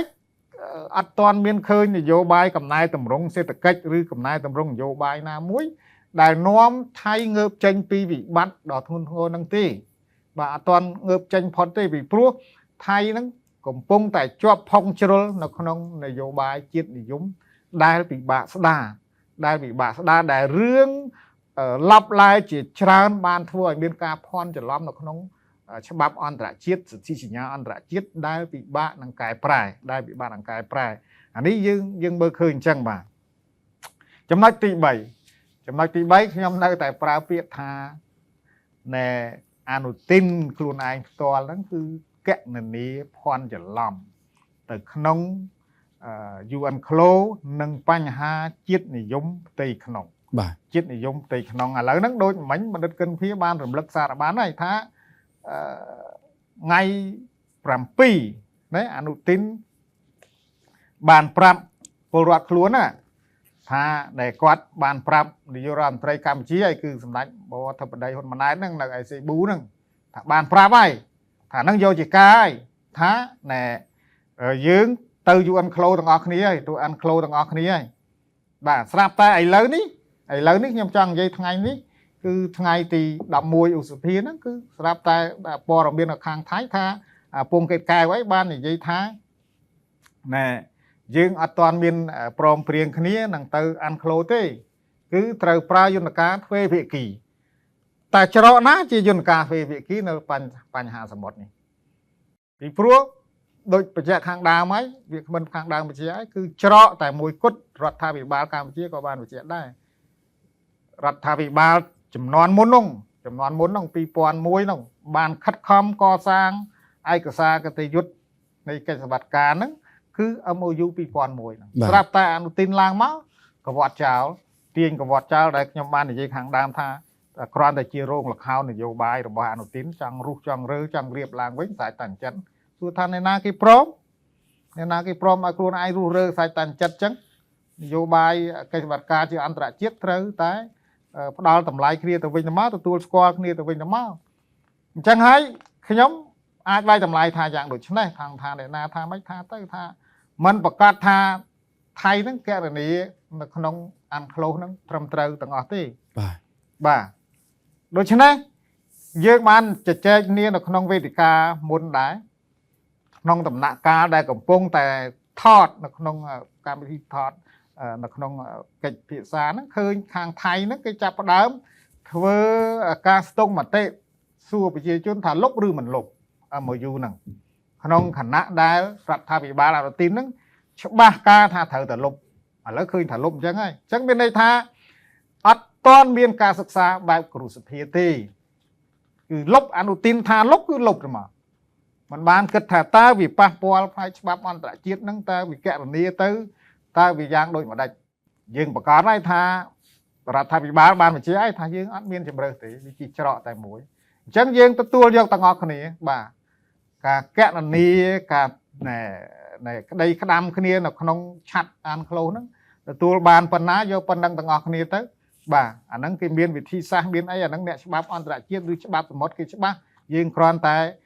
ជាទស្សនៈនយោបាយឯងគឺយើងទទួលយកទាំងអស់គ្នាតាមហ្នឹងទៅអញ្ចឹងហើយចំណុចហ្នឹងគឺចំណុចទី3ហ្នឹងខ្ញុំថាតែអនុទិនហ្នឹងគឺគាត់កណនីខុសរួមទាំងគណៈបកភូមិใจថៃខ្លួនឯងដែរហើយឥឡូវហ្នឹងចង្អេងចង្អាងខ្វែងកម្រិតគ្នារវាងអនុទិននិងពងកេតកែវហ្នឹងមែនតើពួកហ្នឹងគឺគេដើរតួម្ដងម្នាក់ទេដែលខ្ញុំថាឆាកលខោនហ្នឹងដល់ពេលគិតឃើញថាវាជ្រុលខ្លួនហើយវាខុសហើយថាពងកេតកែវមកនិយាយផ្សេងទៅវិញចឹងទៅបាទដោយបណ្ឌិតកិនភាបានលើកឡើងប៉ុន្តែខ្ញុំគូសសម្គាល់ថាអញ្ចេះថាឥឡូវនេះយើងសម័យវិស័យវិទ្យាព័ត៌មានវិស័យវិទ្យាទាំងអស់ហ្នឹងនៅក្នុងការផ្សាយទេហើយអនុទិនខ្លួនឯងបញ្ជាក់យ៉ាងច្បាស់ដូចខ្ញុំគូសបញ្ជាក់មិញហ្នឹង7ឧសភាហ្នឹងបានប្រាប់ប្រជាជនថៃច្បាស់ណាស់ថាបានប្រាប់នាយករដ្ឋមន្ត្រីសម្ដេចធិបតីហ៊ុនម៉ាណែតរួចហើយថាព្រមព្រៀងគ្នាហើយអានក្លូសហ្នឹងអាហ្នឹងវានៅក្នុងប្រព័ន្ធផ្សព្វផ្សាយ digital ហ្នឹងបាទទៅភូតប្រជាជនថៃទៅភូតអន្តរជាតិមិនប្រព័ន្ធផ្សព្វផ្សាយថៃដែលផ្សាយជាអន្តរជាតិនឹងមានបាងកកប៉ុស្តិ៍មាន Donation មានអាផ្សេងទៀតដែរប៉ុន្តែអាពីរហ្នឹងវាកើតមកយូរហើយផ្សាយជាអន្តរជាតិហ្នឹងវានៅហ្នឹងតាបាទរួចទៅអាតាពងកេតកែវហ្នឹងមកនិយាយកលិចកលុចអាមិនទៀតអានេះខ្ញុំមើលឃើញអញ្ចឹងចំណុចទី4ខ្ញុំគិតថាក៏ជាពាក់ព័ន្ធនឹងបញ្ហាមហិច្ឆតាភូមិសាស្ត្រនយោបាយមានន័យថាថៃចង់រុញមានបំណងរុញកម្ពុជាឲ្យតល់ច្រកលើការសម្រេចចិត្តភូមិសាស្ត្រនយោបាយទៅលើបញ្ហានៃសវត្ថចិនខាងត្បូងអានេះខ្ញុំអត់វែកញែកទេចំណុចហ្នឹងប៉ុន្តែអ្នករៀនភូមិសាស្ត្រនយោបាយអ្នកវិភាគភូមិសាស្ត្រនយោបាយយល់អាកន្លែងហ្នឹងបាទគឺថៃចង់រុញកម្ពុជាឲ្យមានការទើសទាល់ឬក៏តល់ច្រកនយោបាយការទូតក្នុងបរិបទភូមិសាស្ត្រនយោបាយសម្បត្តិចិនខាងត្បូងក៏ប៉ុន្តែកម្ពុជាប្រកាន់នៅគោលចំហរបស់ខ្លួនគឺច្បាប់អន្តរជាតិគឺយកច្បាប់អន្តរជាតិជាគោលការណ៍គ្រឹះអញ្ចឹងណាគោរពច្បាប់អន្តរជាតិគឺយើងតាមអ្នកហ្នឹងហើយយើងបានប្រកាន់រួចជាស្រេចហើយអាហ្នឹងយើងអត់ យើងអត់មានការប្រែកន្លះទេបណ្ឌិតគុណភាពបានលើកបាញ់មិញកម្ពុជាមិនដែលគ្រប់គ្រងអ្នកណាមួយទៅកែប្រែព្រំដែនឬក៏បំបែករដ្ឋអីទេយើងមានជាឧទាហរណ៍ជាក់ស្ដែងថ្មីនឹងហើយបាទហើយខ្ញុំមិនចាំបាច់បកស្រាយអាហ្នឹងសាធារណជននិងអ្នកតាមដានគេច្បាស់ហើយអញ្ចឹងខ្ញុំមានប៉ុណ្ណឹងបាទអរគុណ បាទសូមអរគុណលោកបណ្ឌិតយងពៅចំពោះការបង្ហាញទស្សនៈខ្ញុំបាទសូមបង្វែរអារម្មណ៍ទៅបរិបទផ្នែកសេដ្ឋកិច្ចវិញជូនសំណួរទៅកាន់លោកបណ្ឌិតគីសេរីវត្តយើងបានជជែកគ្នាច្រើនជាពិសេសគឺការលើកឡើងរបស់កម្ពុជាច្រើនលើកច្រើនសារជាពិសេសគឺសម្ដេចបាទធិបតីក៏បានលើកឡើងនៅក្នុងប្រសាសន៍ក្នុងសន្និសីទព័ត៌មាននៅទីក្រុងសេប៊ូដែរថាការកម្ពុជាគឺប្រកាសមិនទទួលស្គាល់ព្រំដែនដែលកើតឡើងចេញដោយការប្រើប្រាស់កម្លាំងយោធាឬក៏ការកែប្រែស្ថានភាពថ្មីលើដីជាក់ស្ដែងនោះទេដូច្នេះពាក់ព័ន្ធទៅនឹងចំណុចនេះថាតើលោកបណ្ឌិតយល់ថាការប្រកាសមិនទទួលស្គាល់បែបនេះអាចជាសញ្ញាណបែបណាល្អទេសម្រាប់ផ្នែកសេដ្ឋកិច្ចនិងបរិយាកាសវិនិយោគរវាងកម្ពុជានិងថៃបាទ ចំពោះការប្រកាសរបស់ដាច់នាយករដ្ឋមន្ត្រីទៅលើការមិនទទួលស្គាល់ព្រំដែនដែលកើតឡើងដោយការប្រើកម្លាំងនិងការកែប្រែស្ថានភាពដីលើអង្គហេតុថ្មីនេះគឺយើងឃើញថាយើងនៅតែរក្សាជំហរហើយការរក្សាជំហររបស់រដ្ឋាភិបាលគឺជាយន្តការមើងម៉ាត់មួយដែលធានាបាទថាគាត់រដ្ឋាភិបាលកម្ពុជាហ៊ានថាហើយហ៊ានធ្វើហើយនៅតែរក្សាគោលជំហរនឹងរឹងមាំអញ្ចឹងយើងក៏លេខទៅមើលគោលជំហរដែលរឹងមាំហ្នឹងដែលរួមចំណែកទៅឲ្យអ្នកវិនិយោគហ្នឹងគាត់មានជំនឿទុកចិត្តទី1យើងប្រើយន្តការអន្តរជាតិដែលអ្នកវិនិយោគទាំងអស់ទោះជាមានបញ្ហាយ៉ាងណាក៏ដោយក៏ត្រូវតែដោះស្រាយនៅក្នុងយន្តការអន្តរជាតិនេះយើងទាញត្រឡប់មកខាងវិនិយោគវិញបាទទី2រឿងពាណិជ្ជកម្មអន្តរជាតិក៏យើងនៅតែប្រើប្រាស់យន្តការអន្តរជាតិដែរទោះជាមានការវិវាទបែបណាក៏ដោយបាទទី3គឺការតភ្ជាប់នៃខ្សែចង្វាក់ផលិតកម្មនៃទំនាក់ទំនងសេដ្ឋកិច្ចរវាងបណ្ដាប្រទេសអញ្ចឹងហើយយើងចំណុចដែលលើកឡើងនេះគឺជាចំណុចដែលបញ្ជាក់គោលចំហច្បាស់របស់ច្បាប់កម្ពុជាទៅលើវិស័យសេដ្ឋកិច្ចដែរបាទក្រៅតែពីបញ្ហាព្រំដែនបញ្ហាសេដ្ឋកិច្ចក៏យើងនៅតែប្រើយន្តការច្បាប់ជាពិសេសគឺច្បាប់អន្តរជាតិដើម្បីយកមកដោះស្រាយហើយបើយើងក៏លេខមកមើលប្រទេសថៃវិញបាទថៃ ធ្វើឲ្យខូចនៅយន្តការអន្តរជាតិនានាជាពិសេសគឺយន្តការវិនិយោគហើយការលើកឡើងរបស់ថៃរបស់រដ្ឋាភិបាលថៃរបស់អ្នកដឹកនាំថៃគឺរួមចំណែកធ្វើឲ្យបំផ្លាញសេដ្ឋកិច្ចថៃខ្លួនឯងទេអញ្ចឹងថៃគាត់ធ្វើនឹងជ្រុលគាត់ធ្វើនឹងខុសដោយសារគាត់ធ្វើលឿនពេកគាត់ចង់បានផលប្រយោជន៍ពីការបោះឆ្នោតប៉ុន្តែអ្វីដែលលើកឡើងសម្រាប់ទប់វិបត្តិនៅក្នុងប្រទេសថៃដូចជាវិបត្តិបំណុលនៅក្នុងប្រទេសថៃហ្នឹងក៏ធ្ងន់ធ្ងរដែរអញ្ចឹងគេបារម្ភខ្លាចទាញវិបត្តិនៅប្រទេសថៃហ្នឹងចូលអន្ទាក់ធ្លាក់ទៅក្នុងវិបត្តិសេដ្ឋកិច្ចអញ្ចឹងបានបង្វែររឿងហ្នឹងឲ្យចូលមកក្នុងបញ្ហាព្រំដែនកម្ពុជាបាទដល់ពេលបង្វែរមកដល់ព្រំដែនបញ្ហាកម្ពុជាគឺផុងខ្លួនទៅមួយទៀតគឺការរំលោភបំពាននៃច្បាប់អន្តរជាតិបាទនៅពេលដែលគាត់ផុងខ្លួនចូលទៅដល់ការរំលោភបំពានច្បាប់អន្តរជាតិបាទពេលនោះវិនិយោគចាប់ផ្ដើមសម្លឹងមើលថៃជាបណ្ដាតាមរយៈកិច្ចប្រជុំអាស៊ានក៏ដោយគឺប្រជុំនិយាយអញ្ចេះចេញពីប្រជុំមកសន្និសីទកសែននិយាយផ្សេងបាទនេះឯងគឺជាការលេងលបែងបៃលុកបៃលរបស់ថៃហើយធ្វើឲ្យបាត់បង់ទំនុកចិត្តរបស់អ្នកវិនិយោគអញ្ចឹងត្រង់ចំណុចនេះខ្ញុំនៅតែយល់ថាកម្ពុជាដើរតួនាទីជាអ្នកការពារផលប្រយោជន៍របស់អ្នកវិនិយោគការពារផលប្រយោជន៍ពាណិជ្ជកម្មអន្តរជាតិការពារផលប្រយោជន៍ដៃគូហើយចំណែកប្រទេសថៃវិញគឺគាត់បានភ្ជាប់ដៃគូជាមួយកម្ពុជាហើយគាត់ប៉ុន្តែគាត់បានបំផ្លាញភាពជាដៃគូនេះឲ្យបានខូចទ្រង់ទ្រាយហើយនឹងបំបត្តិនៅទំនុកចិត្តរវាងប្រទេសទាំងពីរអញ្ចឹងចំណុចទាំងប្រមាណដែលយើងបានលើកនេះគឺបង្ហាញថាប្រទេសថៃនឹងដើរបោះជំហានទៅរកកំសោយភាពខ្លួនឯងទៅរកការបាត់បង់កិត្តិនាមបាត់បង់កិត្តិយសហើយនឹងការថមថយនៃការវិនិយោគនិងជំនឿទុកចិត្តរបស់អន្តរជាតិបាទសូមអរគុណលោកបណ្ឌិតសេរីវត្តដែលបានបញ្ជាក់ជូនហើយយើងបានជជែកពាក់ព័ន្ធទៅនឹងការដែលថៃរំលោភនៅគោលការណ៍ច្បាប់អន្តរជាតិចឹងភ្ជាប់ទៅនឹងឃ្លានេះខ្ញុំបាទសូមធ្វើការសាកសួរទៅកាន់លោកបណ្ឌិតកិនភាវិញម្ដងលោកបណ្ឌិតយល់យ៉ាងណាដែរនៅពេលដែលកម្ពុជានៅតែបន្តប្រកាន់ខ្ជាប់នៅយន្តការដោយសន្តិវិធីតាមបែបការទូតតាមគោលការណ៍ច្បាប់អន្តរជាតិគណៈដែលថៃនៅតែគេថាធ្វើខុសទៅនឹងគោលការណ៍រំលោភទៅនឹងច្បាប់អន្តរជាតិអញ្ចឹងបើធៀបទៅនឹងកម្ពុជានិងថៃថាតើកម្ពុជាអាចទាញនៅជំនឿទុកចិត្តលើឆាកអន្តរជាតិនៅក្នុងកម្រិតណាដែរបាទ បាទអរគុណហើយខ្ញុំបន្តពីបណ្ឌិត គីស្រីវត្តដែរគឺដូចគ្នាទី1នៅពេលដែលយើងនៅតែរក្សានៅការដោះស្រាយបញ្ហានានាដោយសន្តិវិធីផ្អែកលើយន្តការការទូតនិងច្បាប់អន្តរជាតិហើយជំហររបស់យើងគឺមានសង្កត់ភាពมันមានការផ្លាស់ប្ដូរទេចំណុចនេះខ្ញុំគិតថាសំខាន់ណាស់គឺធ្វើឲ្យគេមើលមកកម្ពុជាគឺជារដ្ឋដែលអាចហៅថាព្យាករបានណាអញ្ចឹងកម្ពុជាត្រូវទទួលបាននូវការជឿជាក់ពីសហគមន៍អន្តរជាតិផ្ទុយទៅវិញភាគីថៃប្រទេសថៃគឺនឹងត្រូវបាត់បង់គេឈ្មោះហើយវាអាចคล้ายជាហានិភ័យមួយដែរសម្រាប់វិនិយោគិនបរទេសសម្រាប់ដៃគូអន្តរជាតិដទៃទៀតនៅពេលដែលគេចង់ចោះកិច្ចព្រមព្រៀង MOU ឬក៏នៃសន្ធិសញ្ញាអីជាមួយនឹងភាគីថៃគេអាចនឹងពិចារណាថាតើភាគីថៃជាភាគីដែលអាចគួរឲ្យទុកចិត្តបានដែរឬយ៉ាងណាកន្លែងហ្នឹងខ្ញុំឃើញមានការលើកឡើងច្រើនដែរពីបញ្ញវន្តថៃមួយចំនួនក៏មានការបារម្ភដូចគ្នាដែរយើងមិនទៅបារម្ភអីចំនួនថៃទេក៏ប៉ុន្តែភាពកលិចរបស់ថៃនឹងវាប៉ះពាល់ទៅដល់សុវត្ថិភាពទៅដល់សន្តិសុខនិងនៃការអភិវឌ្ឍរបស់ប្រទេសយើងអញ្ចឹងហើយបានជាយើងត្រូវទៅនាំគ្នាជជែកគ្នានិយាយគ្នានឹងមានបងប្អូនខ្លះថាហេតុអីក៏ជជែករឿងគេបើគេនឹងបើវាឈួតតែឯងមិនអីវាឈួតក្បែរផ្ទះយើងណាយើងនិយាយភាសាសាមញ្ញស្រួលស្ដាប់ថាទៅខ្វល់អីជាមួយមនុស្សឈួតប៉ុន្តែបើវាឈួតមកដុតផ្ទះយើងមកបំផ្លាញទ្រព្យសម្បត្តិយើងមិនយកចិត្តទុកដាក់មិនតាមដានមនុស្សឈួតបែបហ្នឹងមិនបានវាប៉ះពាល់ទៅដល់សុវត្ថិភាពទៅដល់សន្តិសុខទៅដល់ភាពរីកចម្រើនរបស់យើងដែរអញ្ចឹងហើយខ្ញុំយល់ឃើញថាកម្ពុជាយើងគឺគេអាចព្យាករបានជាប្រទេសដែលមានសន្តិសុខកតយុត្តមានន័យថាគោលនយោបាយការបរទេសរបស់យើងមានស្ថិរភាពមិនបត់បែនមិនគេហៅថាដែលវិលវល់ទៅតាមខ្យល់នយោបាយផ្ទៃក្នុងគឺយើងមានសង្កត់ភាព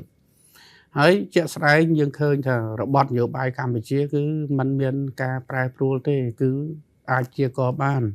តែឡែកផ្ទុយទៅវិញគឺខាងភាគីថៃហ្នឹងគឺគាត់លំបាកដូរនាយករដ្ឋមន្ត្រីមួយគោលនយោបាយគាត់ត្រឡប់ត្រឡិនអាហ្នឹងយើងមិនតន់គិតទៅដល់របៀបដែលគាត់និយាយផ្សេងធ្វើសកម្មភាពផ្សេងហើយតួអង្គផ្សេងដូចដិតយងទៅបាននិយាយអញ្ចឹងប្រទេសថៃវាបានដូចជារោងល្ខោនមួយអញ្ចឹងហើយគេមានតួអង្គច្រើនណាស់ដែលគេសម្ដែងខ្លះធ្វើឈួតទៅខ្លះធ្វើជាទៅខ្លះធ្វើតួចិត្តល្អខ្លះធ្វើតួចិត្តអាក្រក់ទៅដើម្បីបំពុលនៃបរិយាកាសហើយធ្វើឲ្យប៉ះពាល់ទៅដល់ផលប្រយោជន៍ជាតិយើងចំណុចហ្នឹងដែលយើងត្រូវយកចិត្តទុកដាក់ឲ្យសូមបងប្អូនកុំធុញទ្រាន់យើងតាមដានរឿងគេនេះគឺមិនមែនមានន័យថាយើងបំភ្លេចរឿងខាងក្នុងយើងទេក៏ប៉ុន្តែខ្ញុំដូចខ្ញុំបញ្ជាក់អញ្ចឹងថាបើមនុស្សឈួតហើយវាឈួតតែឯងមិនអីទេវាឈួតមកក្បែរផ្ទះយើងហើយឈួតនេះឈួតចូលទៀតឈួតចំណេញទៅទៀតឥឡូវហ្នឹងកំពុងកាច់កុកខ្ញុំនិយាយថាកាច់កុកយ៉ាងម៉េចមើលទៅប្រហែលជាសិក្សាទស្សនវិជ្ជាផ្លូវច្បាប់ឡើងវិញតាក់ទងនឹង MOU តាក់ទងនឹង UN Clause តាក់ទងនឹងយន្តការផ្សះផ្សាដោយការចាប់បង្ខំប្រហែលជាអាចប៉ាន់ប្រមាណពីលទ្ធផលម្ល៉េះហើយយើងឃើញនាយករដ្ឋមន្ត្រីនិយាយផ្សេងទៅរដ្ឋមន្ត្រីការបរទេសថៃហ្នឹងលោកសៀស័កភួងកើតកែវហ្នឹងគាត់និយាយផ្សេងទៅបញ្ញវន្តថៃផ្សេងទៅអ្នកច្បាប់ថៃផ្សេងហើយសារព័ត៌មានហ្នឹងគឺគេប្រើប្រាស់សារព័ត៌មានហ្នឹងជាឧបករណ៍បំពងសំឡេង amplify នៅអាស្អីដែលភាពបត់បែនកលិចរបស់ភាគីថៃហ្នឹងហើយខ្ញុំសូមបញ្ជាក់មួយទៀតថាខ្ញុំដូចជាធ្លាប់បានលើកដែររឿងនៃប្រព័ន្ធផ្សព្វផ្សាយនៅស្រុកថៃគឺគេបំរើនៅអានយោបាយរបស់រដ្ឋាភិបាលរបស់ពួកទាហានហ្នឹងអញ្ចឹងនៅពេលដែលគេចង់ធ្វើតេស្តលើអីមួយហ្នឹងគឺគេប្រើប្រព័ន្ធផ្សព្វផ្សាយគេហ្នឹងប្រសាចហ្មងចេញមករឿងនេះរឿងនោះគឺថាធ្វើឲ្យយើងវល់បើសិនជាយើងតាមដានតែព័ត៌មានថៃពាក់ព័ន្ធនឹងរឿងតែមួយហ្នឹងគឺថាគឺគេក្លុកយើងឡើងវល់ហើយបានយើងត្រូវតែប្រកាន់ចំហឲ្យច្បាស់ថាចំហរបស់យើងគឺការដោះស្រាយបញ្ហាដោយសន្តិវិធីតាមរយៈយន្តការការទូតនិងច្បាប់អន្តរជាតិពាក់ព័ន្ធជាមួយនឹងរឿងតំបន់នៃទាមទាររੂតស៊ីគ្នាគឺយើងទៅយន្តការ UN Clause បាទ គឺការប្រើប្រាស់នៃយន្តការផ្សះផ្សាដោយចាប់ខំហ្នឹងគឺច្បាស់សម្រាប់កម្ពុជាយើងច្បាស់អត់មានអីលំបាកទេចំណុចទី3ក្នុងសំណួរហ្នឹងដែរគឺពាក់ព័ន្ធជាមួយនឹងនិមិត្តរូបនៃរដ្ឋសន្តិភាពកន្លែងហ្នឹងខ្ញុំចង់បញ្ជាក់ថាម៉េចចង់បញ្ជាក់ថាកម្ពុជាធ្លាប់តែជាប្រទេសដែលត្រូវបានហែកហួរដោយសង្គ្រាមដូច្នេះយើងស្អប់ខ្ពើមសង្គ្រាមយើងអត់ដែលទៅចង់បង្កចំនួនប្រដាប់អាវុធឬក៏បង្កើតភាពជាសត្រូវឬក៏អរិភាពជាមួយប្រទេសជិតខាងណាទេអញ្ចឹងហើយយើងព្យាយាមការពារសម្រាប់ធ្នាប់អន្តរជាតិមួយដែលផ្អែកលើច្បាប់ហើយយើងតែងតែនៃរក្សានៅការដោះស្រាយបញ្ហាទាំងអស់ដោយសន្តិវិធីផ្អែកលើច្បាប់អន្តរជាតិហ្នឹងហើយទោះបីជាចំនួនរវាងកម្ពុជាជាមួយនឹងថៃក្តីឬក៏ចំនួនរវាងរដ្ឋនិងរដ្ឋដទៃទៀតក្តីជាជំហរផ្លូវការរបស់រដ្ឋាភិបាលកម្ពុជាតាំងពីដើមទីមកតាំងពីរដ្ឋាភិបាលដែលដឹកនាំដោយសម្ដេចតេជោហ៊ុនសែននិងរដ្ឋាភិបាលដឹកនាំដោយសម្ដេចធិបតីហ៊ុនម៉ាណែតគឺយើងតែងតែតម្កល់នៅការដោះស្រាយបញ្ហាដោយសន្តិវិធីយន្តការច្បាប់យន្តការទូតការសម្របសម្រួលការផ្សះផ្សាការសន្ទនាហ្នឹងគឺយើងតែងលើកទឹកចិត្តហើយជាមួយភាគីថៃយើងចង់ដោះស្រាយហើយឆន្ទៈរបស់យើងនឹងអាចឆ្លោះបញ្ចាំងបានអាចលើកតល័យកបានតាមរយៈកំណត់ទូតតាមរយៈលិខិតរបស់យើងរាប់សិបលិខិតពីរដ្ឋាភិបាលកម្ពុជាពីខាងរដ្ឋលេខាធិការដ្ឋានកិច្ចការព្រំដែនពីក្រសួងការបរទេសក្រសួងការពារជាតិរបស់យើងហ្នឹងគឺឲ្យភាគីថៃចូលមកដោះស្រាយបញ្ហាជាមួយគ្នាដោយសន្តិវិធីផ្អែកលើនៃច្បាប់លិខិតបទដ្ឋានកតយុត្តកាត់តបកអន្តរជាតិទាំងអស់ដែលភាគីទាំងពីរជាហត្ថលេខីនិងជារដ្ឋភាគីចំណុចទី4ខ្ញុំយល់ថាជំរើសនេះគឺជានៃឧត្តមភាពខាងសីលធម៌មានន័យថាបើយើងគិតពីភាពស្អាតស្អំខាងសីលធម៌គឺយើងហ៊ានតតាំងហ្មងនៅតុលាការអន្តរជាតិក្រមយន្តការរបស់ UN គឺយើងអត់ទៅប្រើប្រាស់កម្លាំងបាយយើងអត់ប្រើប្រាស់ច្បាប់ព្រៃស្ថានភាពត្រីធំស៊ីត្រីតូចទេហើយខ្ញុំគិតថាមិនថាតែព្រំដែន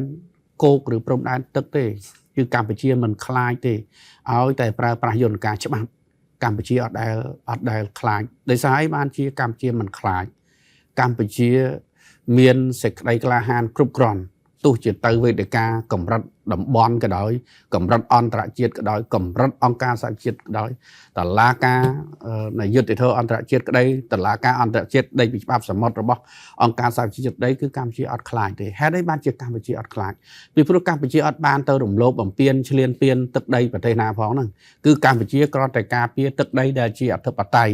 របស់ខ្លួនតែម្ដងអញ្ចឹងយើងមានមូលដ្ឋានឯកសារគ្រប់គ្រាន់ផ្អែកលើផែនទីដែលបានព្រមព្រៀងគ្នារវាងប្រទេសទាំងពីរហើយប្រើប្រាស់យូរមកហើយដោយដិតយងពៅបានលើកខាងដើមកម្មវិធីថាផែនទីដែលត្រូវបានរៀបចំបោះពុម្ពដោយគណៈកម្មការចម្រុះ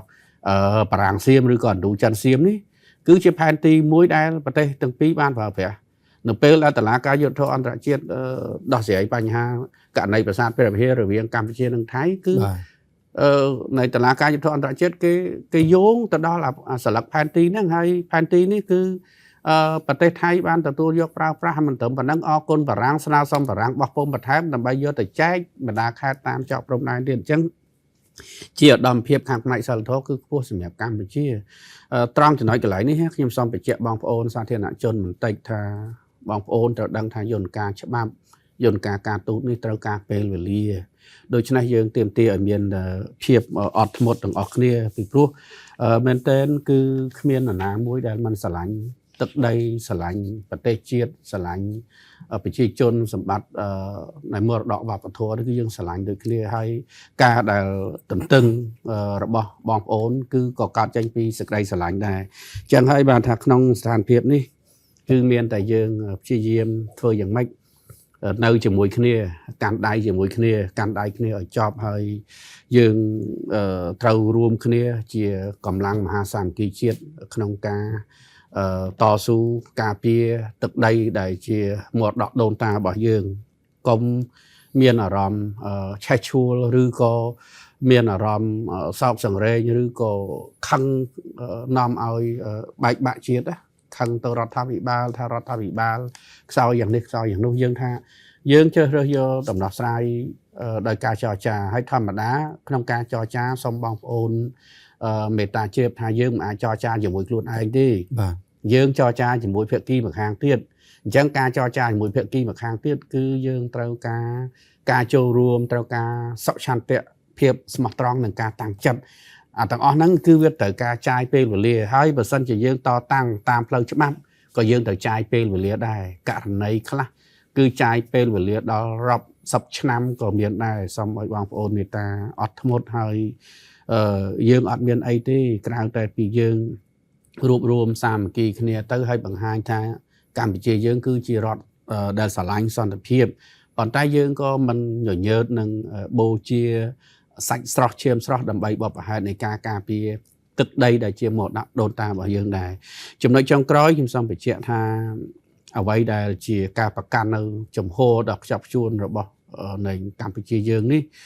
គឺមានន័យថាយើងមានភាពចាស់ទុំនៅក្នុងការទូតពហុភាគីដោយដែលយើងបានដឹងហើយថាក្នុងយន្តការការទូតឬក៏គ្រប់វេទិកាតំបន់វេទិកាអន្តរជាតិក៏ដូចជាវេទិកាសកលគឺកម្ពុជាយើងតែងតែលើកនៅដំណោះស្រាយដោយសន្តិវិធីផ្អែកលើយន្តការការទូតនិងច្បាប់អន្តរជាតិគឺដើម្បីរក្សាតុល្យភាពអំណាចនិងយុត្តិធម៌ព្រំដែនមានន័យថាយើងមិនអនុញ្ញាតឲ្យខ្សែបន្ទាត់ព្រំដែនរបស់យើងត្រូវបានគេរំលោភបំពានដោយខុសច្បាប់គឺយើងបានតវ៉ាយើងបានប្រឆាំងជាដាច់ខាតមិនទទួលស្គាល់ជាដាច់ខាតនៅការផ្លាស់ប្ដូរខ្សែបន្ទាត់ព្រំដែនទាំងឡាយណាដោយប្រើប្រាស់កម្លាំងបាយតាមរយៈការបង្កើតអង្គហេតុជាក់ស្ដែងនៅលើដីនេះគឺជាជំហរផ្លូវការច្បាស់លាស់និងដាច់ណាត់របស់រាជរដ្ឋាភិបាលកម្ពុជារបស់ប្រជាជាតិកម្ពុជាយើងទាំងមូលដូច្នេះខ្ញុំសូមយកឱកាសនេះអំពាវនាវដល់បងប្អូនយើងម្ដងហើយម្ដងទៀតថាយើងបន្តសាមគ្គីជាធ្លុងមួយមហាគ្រួសារខ្មែរយើងបន្តខិតខំប្រឹងប្រែងពង្រឹងសមត្ថភាពរបស់យើងលើគ្រប់វិស័យដើម្បីរួមគ្នាការពារនៃអធិបតេយ្យបូរណភាពទឹកដីនិងមរតកដូនតាខ្មែរយើងដើម្បីឲ្យកូនចៅរបស់យើងជំនាន់ក្រោយទៀតដែលគាត់អាចនៅតែរស់នៅដោយមានទឹកដីរស់នៅដោយមានកិត្តិយសនិងសេចក្តីថ្លៃថ្នូរនៅលើឆាកអន្តរជាតិបាទសូមអរគុណបាទសូមអរគុណលោកបណ្ឌិតគិនភីចំពោះការលើកឡើងនៅទស្សនៈហើយអ្វីដែលខ្ញុំចាប់អារម្មណ៍នៅក្នុងសំណួរនេះលោកបានបញ្ជាក់ផងដែរថានៅពេលដែលកម្ពុជាបានប្រកាសក្នុងការប្រើប្រាស់នៃយន្តការផ្សះផ្សាដោយការចាប់បង្ខំបាទហើយថៃក៏បានបាទទទួលស្គាល់ដែរនៅពេលនោះប៉ុន្តែហាក់ដូចជាមានការកេះកុកទៅវិញដែរទាំងនាយករដ្ឋមន្ត្រីហើយនិងរដ្ឋមន្ត្រីការបរទេសរបស់ថៃមានការឆ្លើយផ្សេងគ្នាអញ្ចឹងសំណួរដដែលនេះខ្ញុំបាទចង់ជំរាបសួរលោកបណ្ឌិតយងពៅវិញតើលោកបណ្ឌិតមានការយល់ឃើញថាថៃនឹងកេះកុកទេឬក៏ថៃនឹងទទួលយកការផ្ដួចផ្ដើមរបស់កម្ពុជាក្នុងការប្រើប្រាស់យន្តការនៃការផ្សះផ្សាដោយការចាប់បង្ខំនេះបាទអរគុណលោកចំណានបាទហើយមែនតើឥឡូវលេចកតុយលេចក្បាលចេញមកហើយអំពីកិច្ចកុកហ្នឹងយើងកំពុងតែនិយាយនេះគឺកតុយនិងក្បាលចេញពីបាងកកហ្នឹងវាចេញមកហើយនៅការកលាស់កលិចកលុចរបស់ថៃហ្នឹងដូចដែលបានយើងលើកខាងដើមហើយពងកេតកែវបានលើកហើយថានឹងងាកទៅរោគយន្តការទ្វេភាគីមុននឹងឲ្យល្អិតអន់ឲ្យអស់ចិត្តអស់ចង់មុនទៅអានក្លូសអាហ្នឹងឃើញផ្សាយជាទលំទលាយនៅបាងកកខ្ញុំសូមរំលឹកបន្តិចថារបៀបកិច្ចកុករបស់ថៃហ្នឹងគឺប្រវត្តិខ្ញុំឲ្យសាធារណជនអ្នកតាមដានមើលប្រវត្តិនៃកិច្ចកុករបស់ថៃដែលគួរតែយើងរៀនសូត្របន្តទៀតបាទពលគឺតាមសេចក្តីសម្រេចរបស់តុលាការយុត្តិធម៌អន្តរជាតិ ICJ ដោយតែយើងបានដឹងហើយ15មិថុនាឆ្នាំ1962ដែលកាត់សេចក្តីឲ្យកម្ពុជាជាម្ចាស់អធិបតេយ្យទៅលើប្រាសាទព្រះវិហារបាទក្នុងនោះខ្ញុំត្រូវចាំបាច់ត្រូវលើកពីព្រោះចង់បង្ហាញពីល្បិចកិច្ចកុករបស់ថៃហ្នឹងពេលនោះសហគមន៍អន្តរជាតិសកលលោកបានហៅប្រទេសថៃជាប្រទេសដែលអសិលធម៌ចំពោះច្បាប់អន្តរជាតិកាលនោះប្រវត្តិរឿងវាដូចនេះថ្ងៃ16មិថុនាឆ្នាំ1962នោះលោកសរិទ្ធ ឋានរ័ត្ននាយករដ្ឋមន្ត្រីថៃបានប្រកាសនៅវេលាថ្ងៃត្រង់នៅឯ បលីនថតឈៀងម៉ៃ បាទ បាទចុះមកហ្នឹងគឺប្រកាសប្រាប់ប្រជាជនគេយ៉ាងដូចនេះខ្ញុំសូមអាន clear របស់អសរដ្ឋានរដ្ឋហ្នឹងអញ្ចឹងថា បាទ ខ្ញុំបានចេញបញ្ជាដល់កងកម្លាំងរបស់ខ្ញុំដែលនៅឯប្រាសាទឲ្យរឹតបន្តឹងប្រទេសថៃមានអធិបតេយ្យភាពលើប្រាសាទព្រះវិហារដដែលរីឯលោកឋានៈខុមមិនរដ្ឋមន្ត្រីការពារជាតិក៏ប្រកាសដែរថានឹងបាញ់ប្រហារលើជនជាតិកម្ពុជាណាដែលព្យាយាមចូលទឹកដីតំបន់ប្រាសាទព្រះវិហារអញ្ចឹងកិច្ចកុករបស់ថៃហ្នឹងគឺមិនទទួលយកនៅការសម្រេចរបស់តុលាការយុត្តិធម៌អន្តរជាតិទេប៉ុន្តែក្រោយពីសហគមន៍អន្តរជាតិព្រមានធ្ងន់បំផុតទី1ថាជាអសិលធម៌ចំពោះច្បាប់អន្តរជាតិទី2ព្រមានការដកចេញពីអង្គការសហជាតិអីជាដើមធ្ងន់ក្រោយមកថ្ងៃទី21មិថុនាឆ្នាំ1962ហ្នឹងសរដ្ឋានរដ្ឋហ្នឹងថ្លែងថាប្រទេសរបស់ខ្ញុំ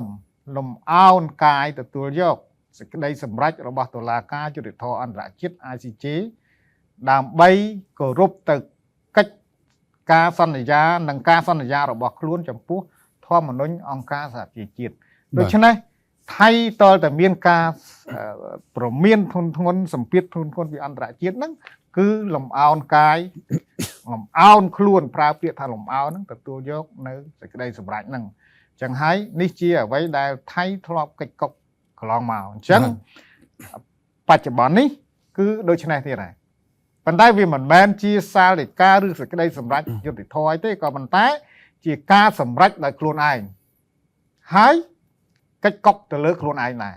ការសម្រេចដោយខ្លួនឯងនិយាយយ៉ាងច្បាស់លាស់បាននិយាយយ៉ាងច្បាស់លាស់ជាមួយនាយករដ្ឋមន្ត្រីកម្ពុជាជាមួយថ្នាក់ដឹកនាំផ្សេងទៀតដែលនៅឯសេប៊ូនោះស្ដីអំពីការដើរចេញពីអនុសាសនៈយោគយល់គ្នាឆ្នាំ2001ដោយតែយើងកំពុងតែជជែកគ្នាហ្នឹងបាទអញ្ចឹងហើយបញ្ហានេះយើងទាញការកត់សម្គាល់គឺថៃកិច្ចកុកក្លេចក្លុចដែលខាងដើមយើងនិយាយថាជាឆាកល្ខោនមួយដែលថៃតែធ្វើដូចនេះអញ្ចឹងចំណុចទី2យើងចង់បញ្ជាក់ថាថៃបានប្រកាសខ្លួនឯងហ្នឹងបានប្រកាសគូសបញ្ជាក់ឡើងវិញថាប្រកាសខ្លួនឯងហ្នឹងនឹងទៅអានក្លូ បាទ នឹងទៅអានក្លូក៏ប៉ុន្តែកិច្ចកុកដកខ្លួនមកវិញតែកម្ពុជាក្នុងខ្ញុំក្នុងនាមជាអ្នកតាមដានជាអ្នកពិនិត្យមើលជាអ្នកកត់សម្គាល់ទៅលើបញ្ហានេះខ្ញុំរំពឹងនឹងទទូចឲ្យថៃនិងកម្ពុជាដឹកដៃគ្នាពិតប្រាកដទៅអានក្លូហ្នឹងទោះជាយើងមានកម្រិតជឿជាក់ថៃកម្រិតណាក៏ដោយប៉ុន្តែអស់សេណារីយ៉ូហើយអស់វេទិកានៃយន្តការទ្វេភាគីលើករណីសមុទ្រហើយបាទវាអត់មានអីផ្សេងពីហ្នឹងឯងខ្ញុំសូមបញ្ជាក់ណាយន្តការទ្វេភាគីទៅលើព្រំដែនគោកខ្ញុំសូមបញ្ជាក់បន្តិចដោយផ្អែកលើ MOU ឆ្នាំ2000មានន័យថាអនុសាសនៈយោគយល់គ្នាឆ្នាំ2000គឺស្ថិតក្រោមឆ័ត្រនៃសន្ធិសញ្ញាបារាំងសៀមប៉ុន្តែវាជាសន្ធិសញ្ញាអន្តរជាតិស្ដីអំពីព្រំដែននឹងរួចទៅហើយអញ្ចឹងមិនមែនជារឿងទ្វេភាគីទេគឺគ្រាន់តែ MOU នោះវាស្ថិតក្រោមឆ័ត្រនឹងឆ័ត្រច្បាប់អន្តរជាតិហើយចែងនៅយន្តការលម្អិតទៅលើកម្រិតបច្ចេកទេសរីឯអនុសាសនៈយោគយល់គ្នាឆ្នាំ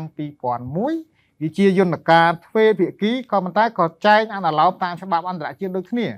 ប៉ុន្តែគ្រាន់ថាវាជាច្រកទ្វេភាគីសម្រាប់ធ្វើកិច្ចការជាមួយគ្នាក្នុងការគូសវាបែងចែកផលប្រយោជន៍ឧស្ម័នធម្មជាតិបាតសមុទ្រនិងការគូសវាខ្ពង់រាបបាតសមុទ្រដែលគូសជាន់គ្នាទៅវិញទៅមកនឹងនៅក្នុងទសវត្សរ៍ឆ្នាំ70ហ្នឹងអញ្ចឹងហើយថៃនៅ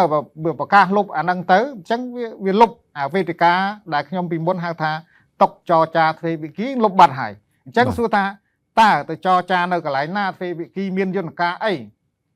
អញ្ចឹងបើចរចាឧទាហរណ៍បើចរចាត្រូវតែស្វែងរកយន្តការវាទៅតែមានអនុសាសនៈនៃការយោគយល់គ្នាស្ដីអំពីការងារបច្ចេកទេសធ្វើការជាមួយគ្នាវាមិនអាចសុកថៃទេតោះយើងចរចាដូចយើងអ្នកណាហៅចវាយខែទៅផឹកកាហ្វេនោះទេមិនមែនចុងទេរឿងអន្តរជាតិរឿងអធិបតេយ្យប៉ុណ្ណីនៃសមុទ្រអន្តរជាតិទៅទៀតมันអាចដូចហៅគ្នាទៅផឹកកាហ្វេបានទេតើតែមានយន្តការច្បាស់លាស់ហើយចំណុចទី3ខ្ញុំទាញភ្ជាប់មក បើមានយន្តការច្បាស់លាស់លើក្រោយសូមបញ្ជាក់ឲ្យច្បាស់ថាអនុសាសនៈយោគយល់គ្នាជាមួយថៃរឿងអ្វីក៏ដោយពាក់ព័ន្ធអធិបតេយ្យត្រូវតែជាសន្ធិសញ្ញាអន្តរជាតិត្រូវតែបញ្ជាក់ប្រការមួយនឹងនិយាយអញ្ចឹងតែហ្មងត្រូវតែចោះជាសន្ធិសញ្ញាអន្តរជាតិដោយមិនអាចឲ្យប្រទេសភាគីរដ្ឋភាគីខាងណាមួយថាសាច់ចិត្តដូចខ្ញុំនិយាយថារោងលខោនចង់រុះរោងចង់ធ្វើរោងសាច់ខ្លួនគិតអញ្ចឹងមិនបានទេតែអញ្ចឹងធ្វើឲ្យរឿងទៅមុខទៅក្រោយយើងគិតមើល25ឆ្នាំមកហើយស្រាប់តែនឹកឃើញផ្អែកលើការកណនីខុសរបស់ខ្លួនឯងស្រាប់ថាលុបចោលហើយកម្ពុជាភេទលុបចោលយើងទៅអន្តរជាតិកម្ពុជាតែងតែស្វាគមន៍រឿងទៅវេទិកាអន្តរជាតិមនិតកិនភាបានលើកហ្នឹងយើងមិនដែលខ្លាចវេទិកាអន្តរជាតិទេពីព្រោះយើងអត់ដែលមានគំនិតទៅឈ្លានពានអ្នកណាផងមានតែគេឈ្លានពានកម្ពុជាបាទអញ្ចឹងយើងទៅអន្តរជាតិពីព្រោះយើងមានច្បាប់អន្តរជាតិមានសញ្ញាអន្តរជាតិហើយបាទដូច្នេះយើងរំពឹងថាភាគីទាំងពីរកគ្នាឡើងវិញទៅគិតគ្នាឡើងវិញទៅថាត្រូវទៅអាន close ជាមួយគ្នាបាទអរគុណបាទអរគុណលោកបណ្ឌិតយងពៅប៉ុន្តែខ្ញុំចង់មានសំណួរភ្ជាប់ទៅកាន់លោកបណ្ឌិតជាថ្មីម្ដងទៀតដោយសារតែយើងសង្កេតឃើញថាមានការផ្សព្វផ្សាយនៅសកម្មភាពបច្ចុប្បន្នពាក់ព័ន្ធទៅនឹងថៃបាននឹងកំពុងធ្វើរបងនៅចន្លោះបកគោលេខ52និង59បើតាមខ្ញុំចាំមិនខុសទេគឺនៅគេថាព្រំប្រទល់តទល់រវាងបាខេត្តច័ន្ទបុរីជាមួយនឹងខេត្តបាត់ដំបងរបស់កម្ពុជាអញ្ចឹងតើលោកបណ្ឌិតយល់ឃើញយ៉ាងណាចំពោះការធ្វើរបងរបស់ថៃនេះថាវាឆ្លើយតបទៅនឹងមូលដ្ឋានច្បាប់និងការចរចារវាងកម្ពុជានិងថៃនាពេលកន្លងមកទេបាទសូមអរគុណខ្ញុំបានតាមដានសារព័ត៌មាននៅថ្ងៃទី11ខែឧសភាឆ្នាំ2026នេះយ៉ាងយកចិត្តទុកដាក់ដែរឃើញថាមានការបង្ហោះផ្សាយជាច្រើនអំពីករណីដែលថៃសង់របងព្រំដែនដោយលោកពិធីករបានសួរនៅចន្លោះបង្គោលព្រំដែនដែលបោះសម័យបារាំងហ្នឹងគឺ52ដល់59ពលគឺនៅខាងទឹកដីកម្ពុជាយើងហ្នឹងគឺស្រុកកំរៀងខេត្តបាត់ដំបងអញ្ចឹងបើសិនជាយើងផ្អែកទៅលើការងារដែលយើងតាមដានព័ត៌មានការងាររបស់លេខាការដ្ឋានកិច្ចការព្រំដែនចន្លោះបង្គោលនេះគឺភាគីទាំងពីរកម្ពុជាថៃបានឯកភាពគ្នានៅក្នុងព្រំដែនកាសគូសបន្ទាត់ព្រំដែនរួចរាល់ហើយមានការបោះបង្គោលបដិអាសន្នហ្នឹងចំនួន166បង្គោលហើយកន្លែងនេះក៏ខ្ញុំសូមបញ្ជាក់ដែរថាបង្គោលនេះហើយដែលសាធារណជនខ្លះដាក់ចោទសួរនៅក្នុងបណ្ដាញសង្គមថាហេតុអីមានបង្គោលថ្មីអីហ្នឹងតាមពិតនេះជាបង្គោលដែលភាគីទាំងពីរបានព្រមព្រៀងគ្នាបោះជាបណ្ដោះអាសន្នមុននឹងឈានទៅបោះបង្គោលរួចរាល់បាទអញ្ចឹងដូច្នេះការធ្វើរបងនេះទី1គឺជាការធ្វើដោយភាគីថៃតែម្នាក់ឯងមានន័យថាឯកតោភាគីប៉ុន្តែបើធ្វើនៅដីថៃអានោះវាជារឿងមួយដែលមិនជាបញ្ហាទេដីថៃនៅឲ្យឆ្ងាយពីព្រំដែនទៅប៉ុន្តែយើងឃើញថាកន្លងមកខាងលេខាការដ្ឋានកិច្ចការព្រំដែនក៏ដូចជាអាជ្ញាធរកម្ពុជារដ្ឋាភិបាលកម្ពុជាបានតាមដានយ៉ាងយកចិត្តទុកដាក់ផងដែរទៅលើការធ្វើរបងព្រំដែននេះពីព្រោះកិច្ចព្រមព្រៀងគ្នាការធ្វើការងារបច្ចេកទេសជាមួយគ្នាបានច្បាស់លាស់ហើយថាมันអាចធ្វើនៅលើខ្សែបន្ទាត់ព្រំដែនទេត្រូវធ្វើនៅឯទឹកដីថៃហើយប្រសិនបើធ្វើនៅគៀកឬក៏ក្បែរនោះវាអាចនៅមានបញ្ហាចម្រូងចម្រាសទៅថ្ងៃក្រោយនៅពេលដែលការបោះបង្គោលសម្រាប់បោះបង្គោលសម្រាប់នៅក្នុងចន្លោះបង្គោល52និង59ហ្នឹងដែលឥឡូវបោះបដោះអាសន្នហ្នឹងគេនឹងបោះសម្រាប់ហ្នឹងអញ្ចឹងវាត្រូវមានចាក់គ្រឹះវាត្រូវមានអីហើយវាអត់ត្រឹមត្រូវនៅក្នុងច្បាប់អន្តរជាតិទៀតអញ្ចឹងហើយគឺនឹងអាចវាយរបងនោះចោលប្រសិនបើណែសង់ក្បែរព្រំដែនពេកសង់ក្បែរបង្គោលបដោះអាសន្ននឹងពេកដូច្នេះវានឹងត្រូវបានវាយចោលនៅពេលដែលធ្វើបង្គោលផ្លូវការហើយខ្ញុំសង្ឃឹមថាសាធារណជននឹងជ្រាបនៅកន្លែងនេះហើយរដ្ឋាភិបាលកម្ពុជាក៏ដូចជាលេខាការដ្ឋានកិច្ចការព្រំដែននិងអាជ្ញាធរដែនដីនឹងត្រូវបន្តតាមដានយកចិត្តទុកដាក់ទៅលើបញ្ហានេះពីព្រោះបញ្ហាអធិបតេយ្យគឺជាបញ្ហាស្លាប់រស់របស់ជាតិហើយជាបញ្ហាដែលប្រជាពលរដ្ឋឈឺឆ្អាលជារឿងធម្មតាបាទអានេះខ្ញុំយល់ឃើញអញ្ចឹងបាទសូមអរគុណលោកបណ្ឌិតយងពៅខ្ញុំគិតថាកិច្ចពិភាក្សារបស់យើងបាទរយៈពេលជាង1ម៉ោងហើយ យើងទាំងអស់គ្នាបានជជែកពីភាសាសំណួរជាច្រើនស្ដីពីប្រធានបទរបស់យើងគឺការឆ្លោះបញ្ចាំងពីគោលជំហររបស់កម្ពុជាក្រោយជំនួបបាត្រីបេគីនៅសេប៊ូក៏ដូចជាការឆ្លើយតបទៅនឹងរឿងរ៉ាវបច្ចុប្បន្នដែលកំពុងកើតមានឡើងរវាងចំនួនកម្ពុជានិងថៃនេះដូច្នេះខ្ញុំបាទសូមបញ្ចប់កម្មវិធីកិច្ចពិភាក្សាត្រឹមនេះតែម្ដងខ្ញុំបាទសូមថ្លែងអរគុណដល់លោកបណ្ឌិតវាគ្មិនទាំង3រូបដែលបានចំណាយពេលវេលាចូលរួមនៅក្នុងកម្មវិធីដែលផ្ដល់នូវទស្សនៈល្អៗជូនទៅកាន់សាធារណជនហើយកម្មវិធីកិច្ចពិភាក្សាតុមូលរបស់យើងក៏បានមកដល់ទីបញ្ចប់បាទកុំភ្លេចយើងជួបគ្នាបាទជាថ្មីនៅប្រធានបទក្រោយៗទៀតនៅគណៈពេលនេះខ្ញុំបាទចំណាននិងលោកបណ្ឌិតវាគ្មិនទាំង3រូបសូមអរគុណនិងសូមគោរពលា